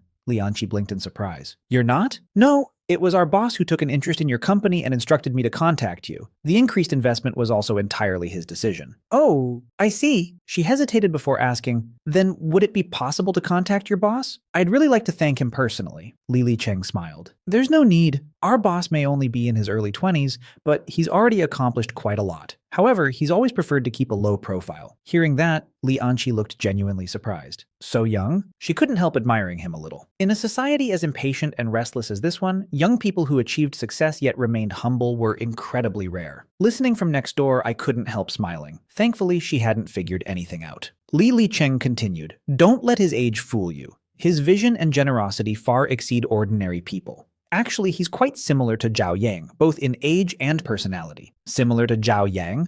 Li Anqi frowned slightly. Li Cheng laughed. Well, they're about the same age. These days, it really is the younger generation's world. Li Anqi simply smiled helplessly. After she eventually left, I remained hidden until I was sure she was gone. Only then did I step out. Li Cheng immediately approached me and asked, Mr. Zhao, everything has been handled. Are you satisfied? I nodded. Good enough. Don't forget to transfer the money tomorrow. From now on, you'll be fully responsible for managing her investment. Try your best to accommodate her requests. Li Cheng nodded seriously. Understood, Mr. Zhao. With Li Anqi's problems finally resolved, I no longer had any reason to stay at the restaurant. I drove straight home. The moment I opened the door, I saw Li Anqi sitting on the sofa with an intimidating expression. My heart skipped a beat. I'm back. Breaking the silence only made things worse. She coldly glanced at me and asked, How did the recruitment fair go today? Relieved that she was talking about jobs rather than the investment, I quickly replied, Pretty well. I handed out all my resumes. Now I'm just waiting for responses. Pretty well? Suddenly she stood up and slammed a stack of resumes onto the coffee table. This is what you mean by all your resumes? I nearly jumped in shock. Only then did I remember that although I had applied to many companies, I had completely forgotten where I left the remaining resumes. I applied to more than 10 companies, I explained weakly. A lot of booths packed up early. More than 10? Li Anqi's anger instantly flared. Do you know how difficult it is for university students to find jobs these days? If you had arrived on time, would you have missed those opportunities? The more she spoke, the angrier she became. If another teacher hadn't picked up your resumes and returned them to me, I wouldn't even know how careless you were being. Standing by the door, I quietly muttered, Who even needs that little bit of money anyway? Unfortunately, she heard me. What did you just say? My heart instantly froze. Zhao Yang, let me tell you something. When graduation comes, if you still don't have a job, Don't expect a single cent from me. I instinctively replied, I wasn't asking you for money. What did you say? Her voice rose again. Realizing the danger, I immediately surrendered. Nothing. I mean, I'll definitely find a job. Several companies seemed interested in me today. I even submitted my resume to Huasheng Group. I have Manager Hu's business card too. As proof, I quickly handed over Hu Liang's card. She glanced at it before saying, don't think that submitting a resume means they'll hire you. Graduation is almost here. Start taking this seriously. I know. Maybe I'll even get into Huasheng. You? Lianqi frowned. Stop daydreaming and focus on reality. Then she suddenly narrowed her eyes. By the way, where did you go after the recruitment fair? Why did you come home so late? My heart skipped again. I was working at the restaurant. Manager Lee said the kitchen was short-handed, so I helped out for a while. The moment I said that, I knew I had made a mistake. The little bit of anger that had faded immediately returned. The recruitment fair is one of the most important events for your future, and you were late. Yet somehow you can work overtime at a restaurant? It was only temporary. Temporary? Zhao Yang, you're becoming more and more disappointing. Can't you become someone useful? There are people your age who already own companies. Look at yourself. You have nothing, and you still don't know how to work hard. She stopped midway through her sentence, swallowed the rest of her words, glared at me fiercely, and stormed into her room. I could only sigh helplessly. The moment I collapsed onto the sofa, a message arrived from Li Cheng. Mr. Zhao, there's a banquet tomorrow. The organizer invited the head of our company. Will you be available? I was about to reply and tell him to attend on my behalf when another message arrived. It seems Miss Li Anqi's startup is also on the guest list. The moment I read that, a feeling washed over me. If Li Anqi attended, Cheng Yu would probably be there too. Immediately, I deleted the message I had been typing and replied, check whether Cheng Yu is on the guest list. A short while later, Li Cheng responded, the Cheng family is indeed attending. I knew it. Cheng Yu would definitely try something again. Send me the address. And remember, I want to keep a low profile. The banquet was scheduled for 7 o'clock the following evening. However, Li Anqi left the house much earlier that afternoon. Since I still had plenty of time, I drove to a nearby shopping mall to buy a suitable outfit. After entering a menswear store, I casually began looking through several suits. That was when an annoying voice suddenly rang out behind me. Well, if it isn't Zhao Yang, what a coincidence. Turning around, I saw Zhang Yong and Xu Lingling. I simply glanced at them before continuing to browse. Just then, a salesperson approached with a light gray suit and politely asked, Sir, what do you think of this one? Before I could answer, Xu Lingling burst out laughing. Buying a suit? Don't tell me you're actually planning to attend my cousin's banquet tonight. Hearing that, I suddenly remembered the invitation in my pocket. Why? Is there a problem with that? Xu Lingling smirked. Of course not. I'm actually impressed. You're really willing to spend money on clothes. I just hope you don't dress yourself up only to get thrown out like a stray dog. She crossed her arms and added mockingly, after all, no matter what clothes you wear, that poor person smell can't be covered up. I looked at her calmly and smiled. Really? I wouldn't be so sure about that. There's only one left, and this gentleman saw it first, the salesperson said apologetically. Zhang Yong immediately sneered and asked, how much is that suit? The salesperson replied, after the discount, it's 4,600 won. Zhang Yong smirked and said, then I suggest you sell it to me. There's no guarantee he even has that much money in his pocket, so don't waste your time. Xu Lingling joined in with a fake smile. Don't say that. Zhao Yang has a job now, doesn't he? Since he's working at a restaurant, he should be able to afford one suit, right? Even though she sounded like she was defending me, every word was dripping with contempt. Then she added, but honestly, Zhao Yang, I think you should forget about this suit. With a waiter's temperament, even the best clothes would be wasted on you. Zhang Yong suddenly slapped his forehead and laughed. Oh, right. I almost forgot you work in a restaurant now. The salesperson looked increasingly uncomfortable and cautiously said, Sir, perhaps you'd like to look at some other options? Our store policy is to prioritize customers who arrived first. I waved my hand casually. It's fine. Let him have this suit. Then I glanced at the price tag and added, to be honest, I'm not very satisfied with the price. The moment I said that, everyone froze. Not satisfied? Zhang Yong burst out laughing. Zhao Yang, have 2 days of waiting tables turned you stupid? Even the salesperson looked confused. Xu Lingling folded her arms and said mockingly, all right then, Zhao Yang, tell us, how expensive a suit do you want? Let us broaden our horizons. I calmly asked the salesperson, do you have anything over 50,000? Before the salesperson could answer, Zhang Yong and Xu Lingling laughed even harder. Finally, the salesperson explained, sorry, sir, the most expensive suit in our store is only 12,000 yuan. Hearing that, she suddenly understood why I had spoken so confidently. Xu Lingling nearly choked, trying not to laugh. What? You think 12,000 yuan is cheap? I looked at her calmly and asked, "Is 12,000 yuan expensive?" She immediately replied, "Of course not." I nodded. "Exactly. Compared to 4,600 yuan, it's only a little more expensive." The moment I said that, Xu Lingling's face turned red. "Who said we think it's expensive?" I shrugged. "Then why are you buying a 4,600 yuan suit? If it were me, I'd obviously buy the better one." Zhang Yang instantly became annoyed. "Then buy it! Anyone can brag." I chuckled. "So you admit you were only bragging too? Here I thought you two were actually capable of something." Then I turned toward the salesperson and said, "Please pack up the most expensive suit. I'll take it." Looking back at Zhu Lingling, I added with a faint smile, "Apparently they can't afford it." Those words immediately ignited her temper. "Pack me one too," she snapped.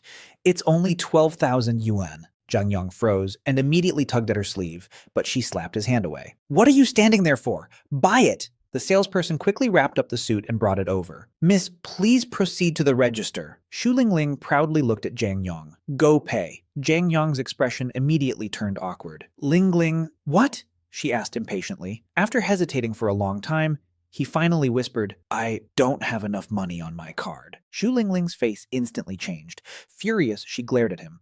But things had already gone too far to back down now. Gritting her teeth, she quietly pulled out a bank card and slipped it into his hand. "The password is my birthday. Don't forget to pay me back." Only then did Zhang Yang reluctantly follow the salesperson to the register. Xu Lingling immediately turned back to me with a mocking smile. "Well, didn't you say you were buying one too? The salesperson has been waiting forever. Don't tell me you're suddenly broke now. Were you just wasting everyone's time?"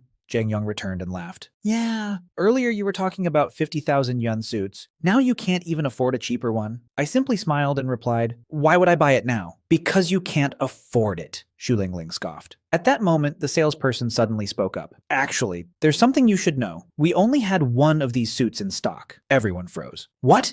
Xu Lingling and Zhang Yang shouted at the same time. Looking at their stunned faces, I couldn't help smiling. The truth was, the moment I entered the store, I had already noticed that 12,000 yuan suit sitting beside a sign that clearly read, "Only one available." At some point, I had accidentally knocked the sign over. I never expected it would end up helping me. What I definitely hadn't expected was for Xu Lingling and Zhang Yang to fall for it so easily without even checking the suit properly. Watching their ugly expressions, I simply turned around and walked out of the store. Their faces looked absolutely terrible. After leaving, I entered another boutique and picked out a suit I genuinely liked. People always said clothes make the man, and now I understood why. I usually wore loose sportswear, but the moment I put on a properly tailored suit, my entire aura seemed to change. Once I was satisfied with my appearance, I drove straight toward the hotel hosting the banquet. To avoid attracting attention, I parked some distance away and walked the rest of the way. However, the moment I reached the entrance, security stopped me. "Sir, please show your invitation." I paused for a moment before saying, "My name is Zhao Yang. My name should be on the guest list. I don't have the invitation with me right now. Can I go in first?" The guard shook his head. "Sorry, sir. We don't have a guest list here." Left with no choice, I started searching for Li Cheng. Unfortunately, I couldn't find him anywhere. I called him several times, but his phone was unreachable. Just then, Wu Haoxin arrived. At first, he didn't recognize me. But as he got closer, his expression changed. Well, isn't this Zhao Yang?" he said with a mocking smile. "Or should I say, young Master Zhao?" Even though he used a respectful title, the contempt in his voice was obvious. I glanced at him and said nothing. Looking at the guards, he asked loudly, "What's going on? Why aren't you letting young Master Zhao inside?" One of the guards explained, "This gentleman doesn't have an invitation." A sly smile immediately appeared on Wu Haoxin's face. Back when he invited me, he had only told me the location and intentionally never gave me the actual invitation. "Ah, so that's the problem," he said. "Young Master Zhao, I understand. You wanted to come experience upper-class society, but if you've never attended events like this before, you should know that without an invitation, nobody gets in." I frowned. "Who said I don't have one? I just didn't bring it." Wu Haoxin burst out laughing. "Really? Then where is it? At home? Do you need me to drive you back to get it?" Just then, another car arrived. The door opened and Li Anqi stepped out wearing a stunning black evening gown. Even I was momentarily stunned. She looked incredible. At the same time, she spotted me and frowned. "Why are you here?" she asked coldly. "I came with Manager Li," I explained. "He just hasn't arrived yet." Before Li Anqi could respond, Wu Haoxin immediately interrupted.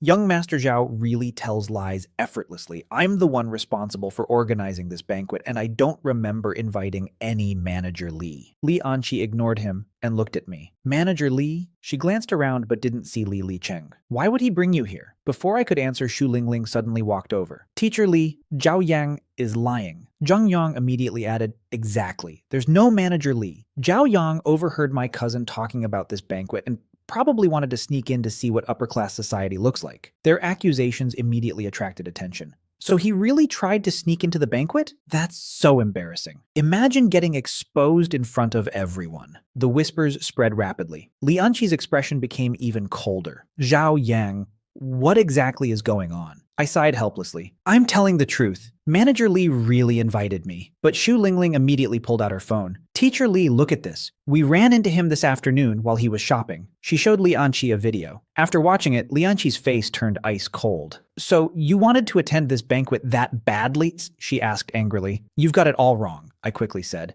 That video doesn't show what really happened. Enough, she snapped. The video can't lie. Are you saying that isn't you? I clenched my teeth. What I said is real, but there's a reason behind it. What possible reason could justify this? She demanded. It's just a banquet.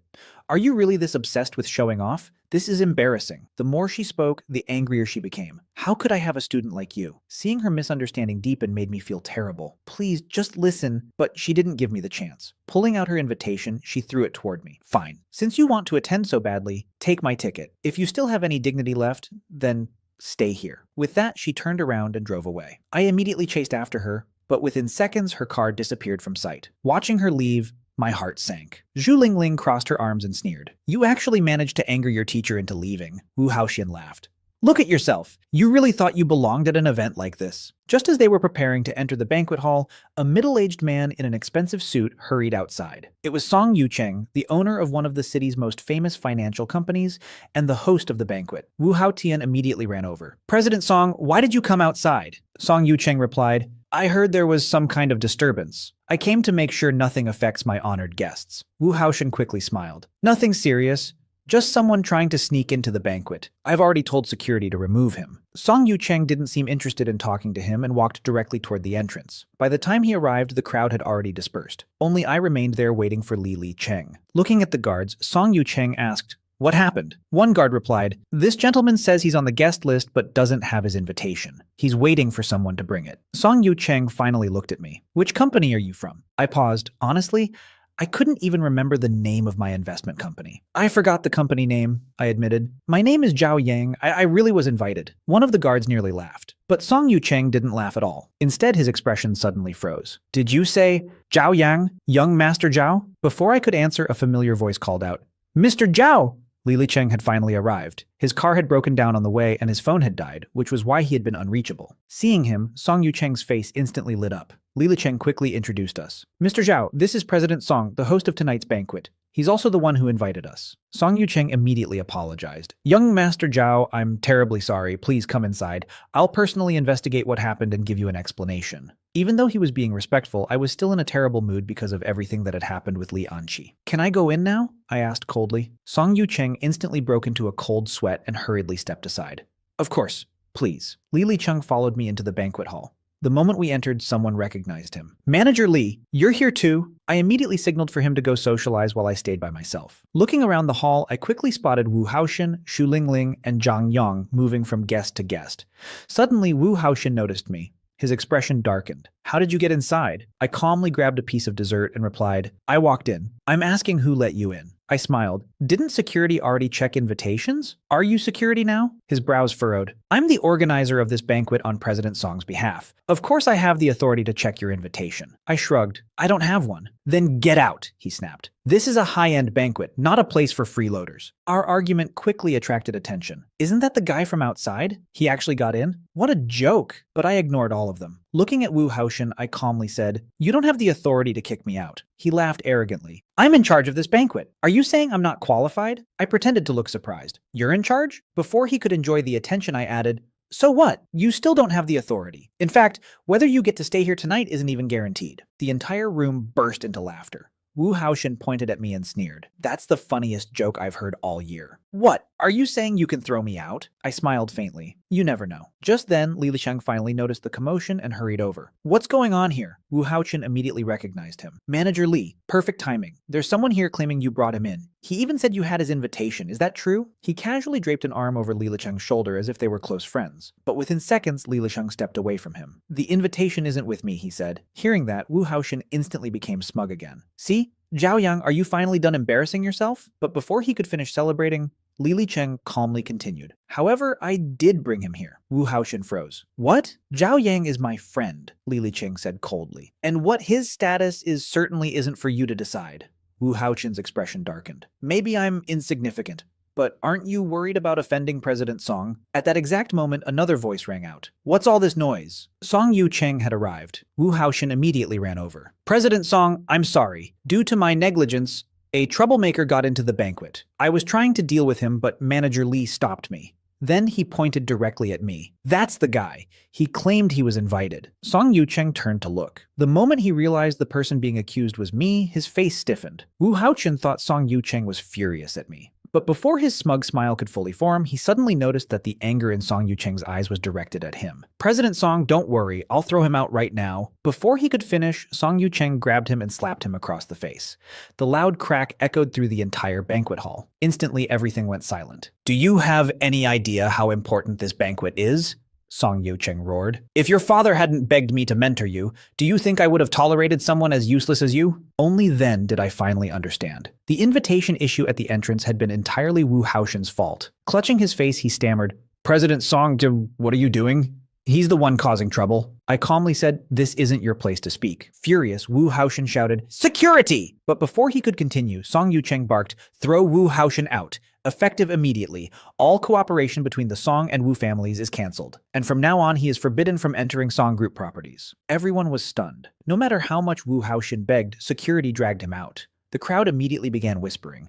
Xu Lingling and Zhang Yang looked terrified. What's happening? Wasn't the partnership already guaranteed? Maybe Wu Haoshan messed something up. After dealing with him, President Song will probably throw out that poor kid too. But then something happened that shocked everyone. Song Yaocheng walked directly toward me. Xu Lingling and Zhang Yang instantly looked excited, expecting another scene. Instead, Song Yucheng stopped in front of me and respectfully bowed. Mr. Zhao, I sincerely apologize for disturbing your evening. The entire banquet hall froze. Everyone stared at me in disbelief. I couldn't help frowning. I always preferred staying low-key. But after this, that seemed impossible. Li Cheng quickly walked over and whispered, Mr. Zhao hates unnecessary attention. Song Yucheng immediately understood.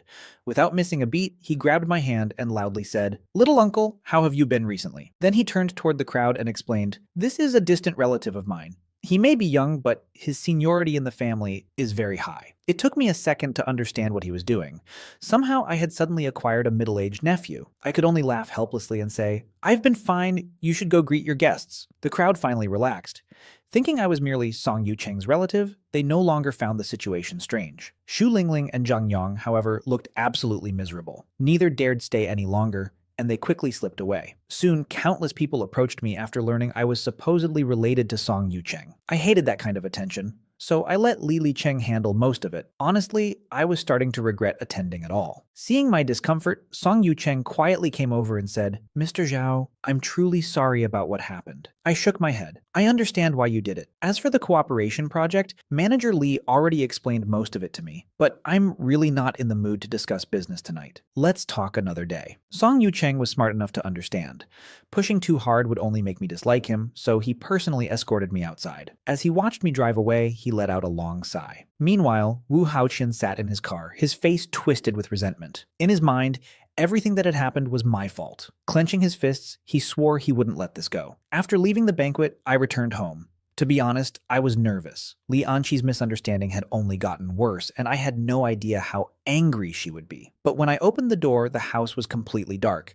She wasn't home. She hadn't attended the banquet, and she hadn't returned here either. Where could she have gone? After thinking for a moment, I turned around and left again. Driving toward the business district, I soon arrived outside an office building. Sure enough, Lianqi's car was parked downstairs. This was where her company was located. I had no intention of disturbing her. I only wanted to wait nearby and quietly make sure she got home safely. But after only a few minutes, another car pulled up, a Mercedes. The person who stepped out immediately caught my attention. Chung Yu. What was he doing here? Before he could even reach the entrance, Li Anqi walked out of the building. The moment she saw him, her brows knitted together. Do you need something? She asked. Chung Yu smiled. Nothing important.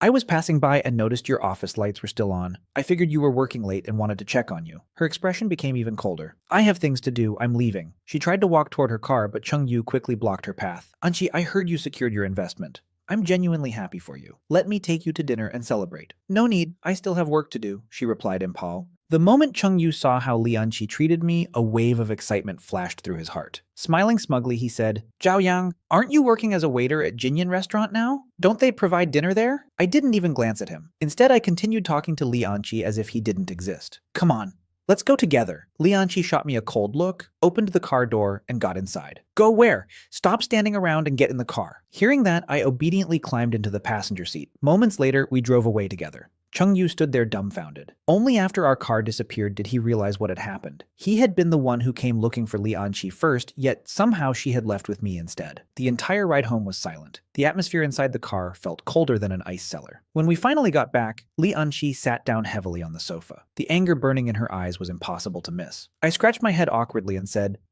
you probably haven't eaten either. I can cook some noodles." Before I could move, she exploded. "Is eating the only thing you know how to do?" Her shout startled me. "Why are you so hopeless? Why did you have to go to that banquet? Did you really need to embarrass yourself completely before you'd be satisfied?" Every time it seemed like Li Anqi was beginning to think better of me, something happened that sent her opinion crashing back down. I tried to explain. "Listen, that banquet—" "Explain what?" She interrupted with a cold laugh. "Are you going to tell me it was important, that you wanted to get in so you could create opportunities for yourself?" Her eyes were filled with disappointment.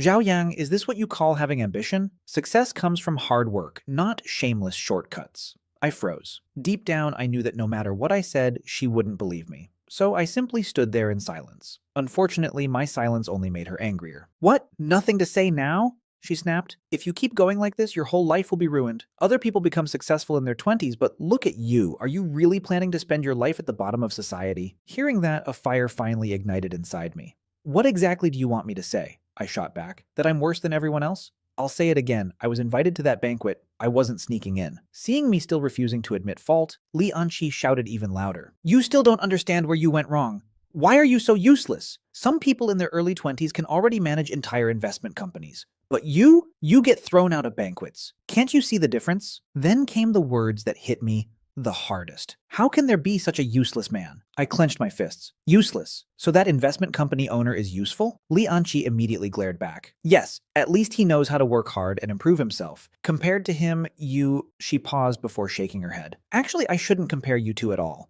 There's no comparison. One is in the sky and the other is underground." With that, she stormed into her room and slammed the door shut. I collapsed onto the sofa, feeling both wronged and frustrated. How much could a woman dislike her husband before she started comparing him to another man? The funniest part was that the man she kept praising was actually me. Yet somehow it still hurt, because in her mind, they were two completely different people. Every time she mentioned the investment company owner, her voice was full of admiration.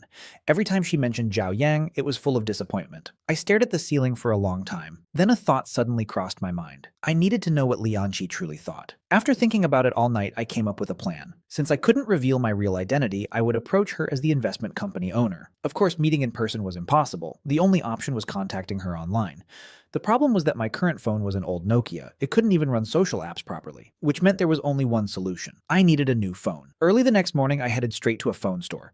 The moment I walked inside, salespeople swarmed me. "Sir, our newest fruit phone is currently 20% off. Sir, this model has an 8-megapixel camera and automatic zoom. It's very popular with young people." Wanting to save time, I walked directly to the nearest counter and pointed at a phone. "Let me see that one." The salesperson smiled brightly. "Excellent choice, sir. This is our newest limited edition model. It originally costs 10,999 yuan, but it's currently discounted to 8,899. It also supports multiple app instances, so you can log into several WeChat accounts at the same time." The moment I heard that feature, I was sold. Multiple WeChat accounts would make my plan much easier. Perfect. I'll take it. While I was paying and waiting for the phone to be packaged, a sweet, coquettish voice suddenly came from nearby. "Brother Hu, hurry up. This limited edition phone is brand new. If I can't get one, I'm going to be upset." A thick-necked man wearing a giant gold chain walked over with a beautiful woman dressed in revealing clothes hanging from his arm. The salesperson immediately greeted her. "Miss Wu, welcome back. Which phone caught your eye this time?" The woman pointed directly at the phone being packaged for me. "That one.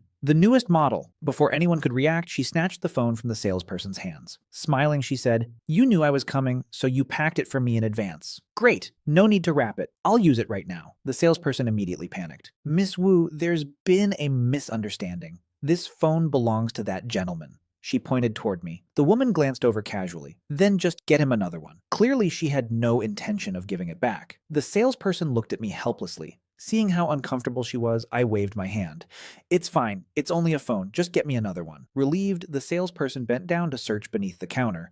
Only then did the woman really look at me. The day before, besides buying a suit, I had also purchased several new casual outfits. Combined with my appearance, I no longer looked like an ordinary student. In her eyes, I practically screamed rich air. Her gaze immediately changed. Thinking her charms would work, she deliberately tugged her collar lower and flashed me a few flirtatious glances. Unfortunately for her, I remained completely indifferent. Her smile gradually disappeared. Being ignored like that was an insult she clearly wasn't used to. Soon she leaned into the gold chain man's chest and purred, "Brother Yong, I'm thirsty. Can you buy me some juice?" The man was clearly wrapped around her finger. "Of course. I'll have someone get it." She shook her head. "No, it tastes better when you buy it yourself." The man instantly surrendered. "All right, wait here." Before leaving, he planted a loud kiss on her cheek. Watching the whole thing unfold, I couldn't help feeling disgusted. There was no way that woman actually loved him. The moment he disappeared from sight, she sauntered over to me. "Excuse me," she said sweetly. "The strap on my dress came loose. Could you help me?" She deliberately turned around and exposed her back.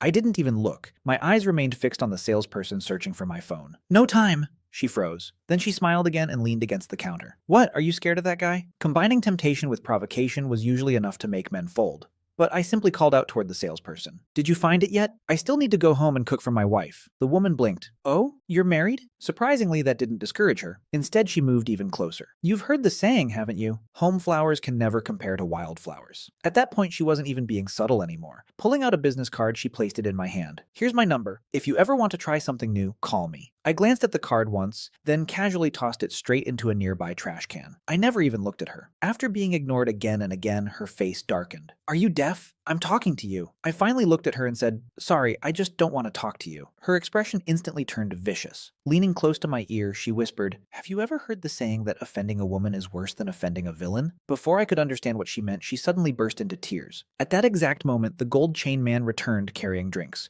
Seeing her crying, he immediately panicked. "Baby, what happened? I was only gone for a minute. Who bullied you?" Through her tears, she repeatedly glanced in my direction. Following her gaze, the man immediately grabbed my collar. "Did you do something to her?" I calmly replied, "Your woman started crying on her own. It has nothing to do with me. If you don't believe me, ask the salesperson." The salesperson knew exactly what had happened. Unfortunately, the moment she opened her mouth, the woman shot her a vicious glare. After a moment of hesitation, the salesperson said, "Well, this gentleman was helping Miss Wu with something about her clothes earlier.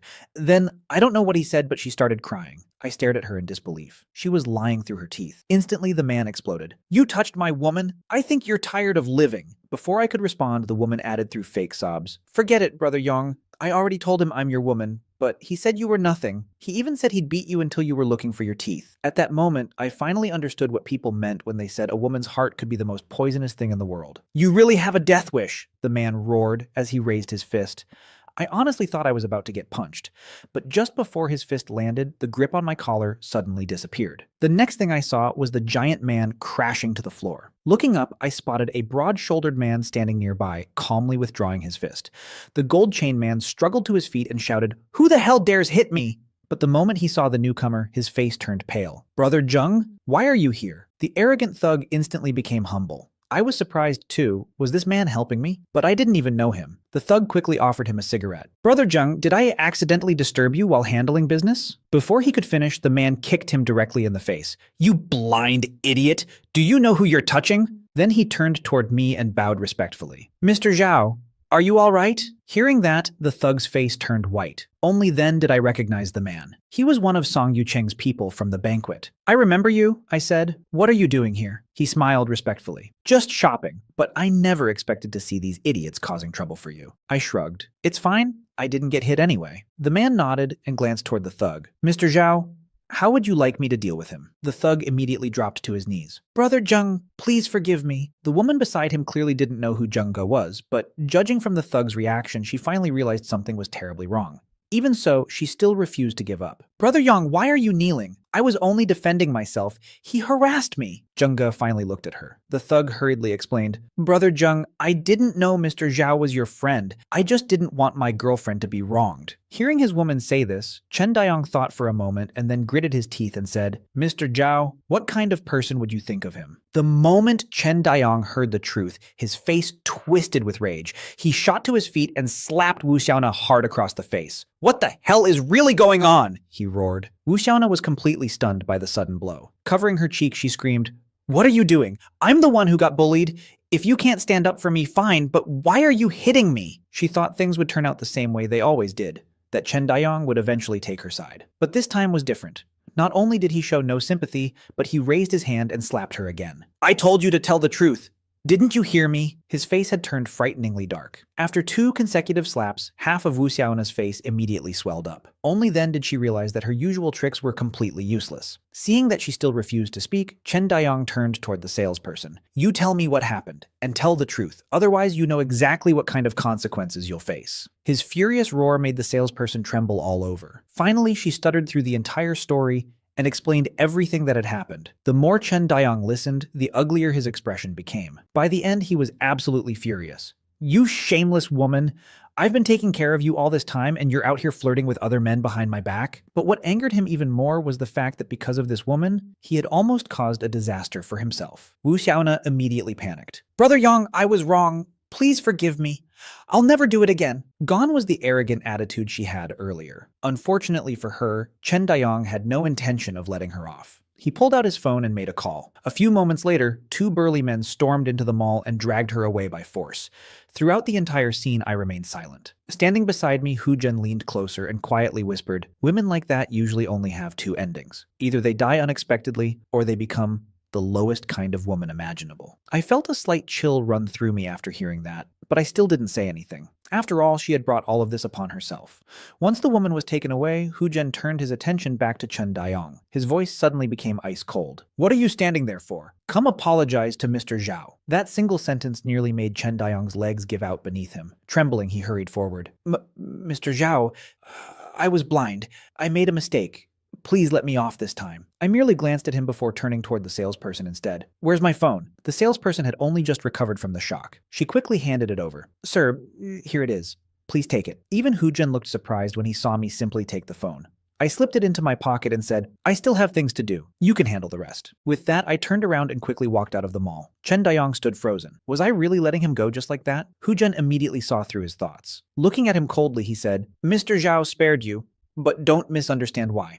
He isn't afraid of you, and he certainly isn't doing me any favors. He simply likes to keep a low profile." Hu Zhen's voice wasn't loud, but every word hit Chen Dayong like a hammer. If Mr. Zhao had said even one more sentence, I would have killed you without hesitation. Compared to someone like him, you're not even worth a fart. Cold sweat instantly drenched Chen Dayong's back. At that moment, he finally understood just how terrifying the person he had offended really was. Then Hu Zhen continued, "Although Mr. Zhao chose to let you go, he also told me to handle things myself. The problem is, I can't guess what someone like him is thinking." A cold smile appeared on Hu Zhen's face, "So all I can do is follow the rules." Hu Zhen knew very well that I simply didn't want to create a bigger scene, but that didn't necessarily mean Chen Dayong was completely out of danger. As for me, I had already left the mall with my new phone in hand. There were more important things on my mind. Now that I finally had a phone capable of running multiple accounts, I could begin the plan I had thought about all night. If Lianqi refused to believe Zhao Yang, then perhaps it was time for her to get to know the mysterious young owner of the investment company instead. Little did I know that what happened next would change everything between us.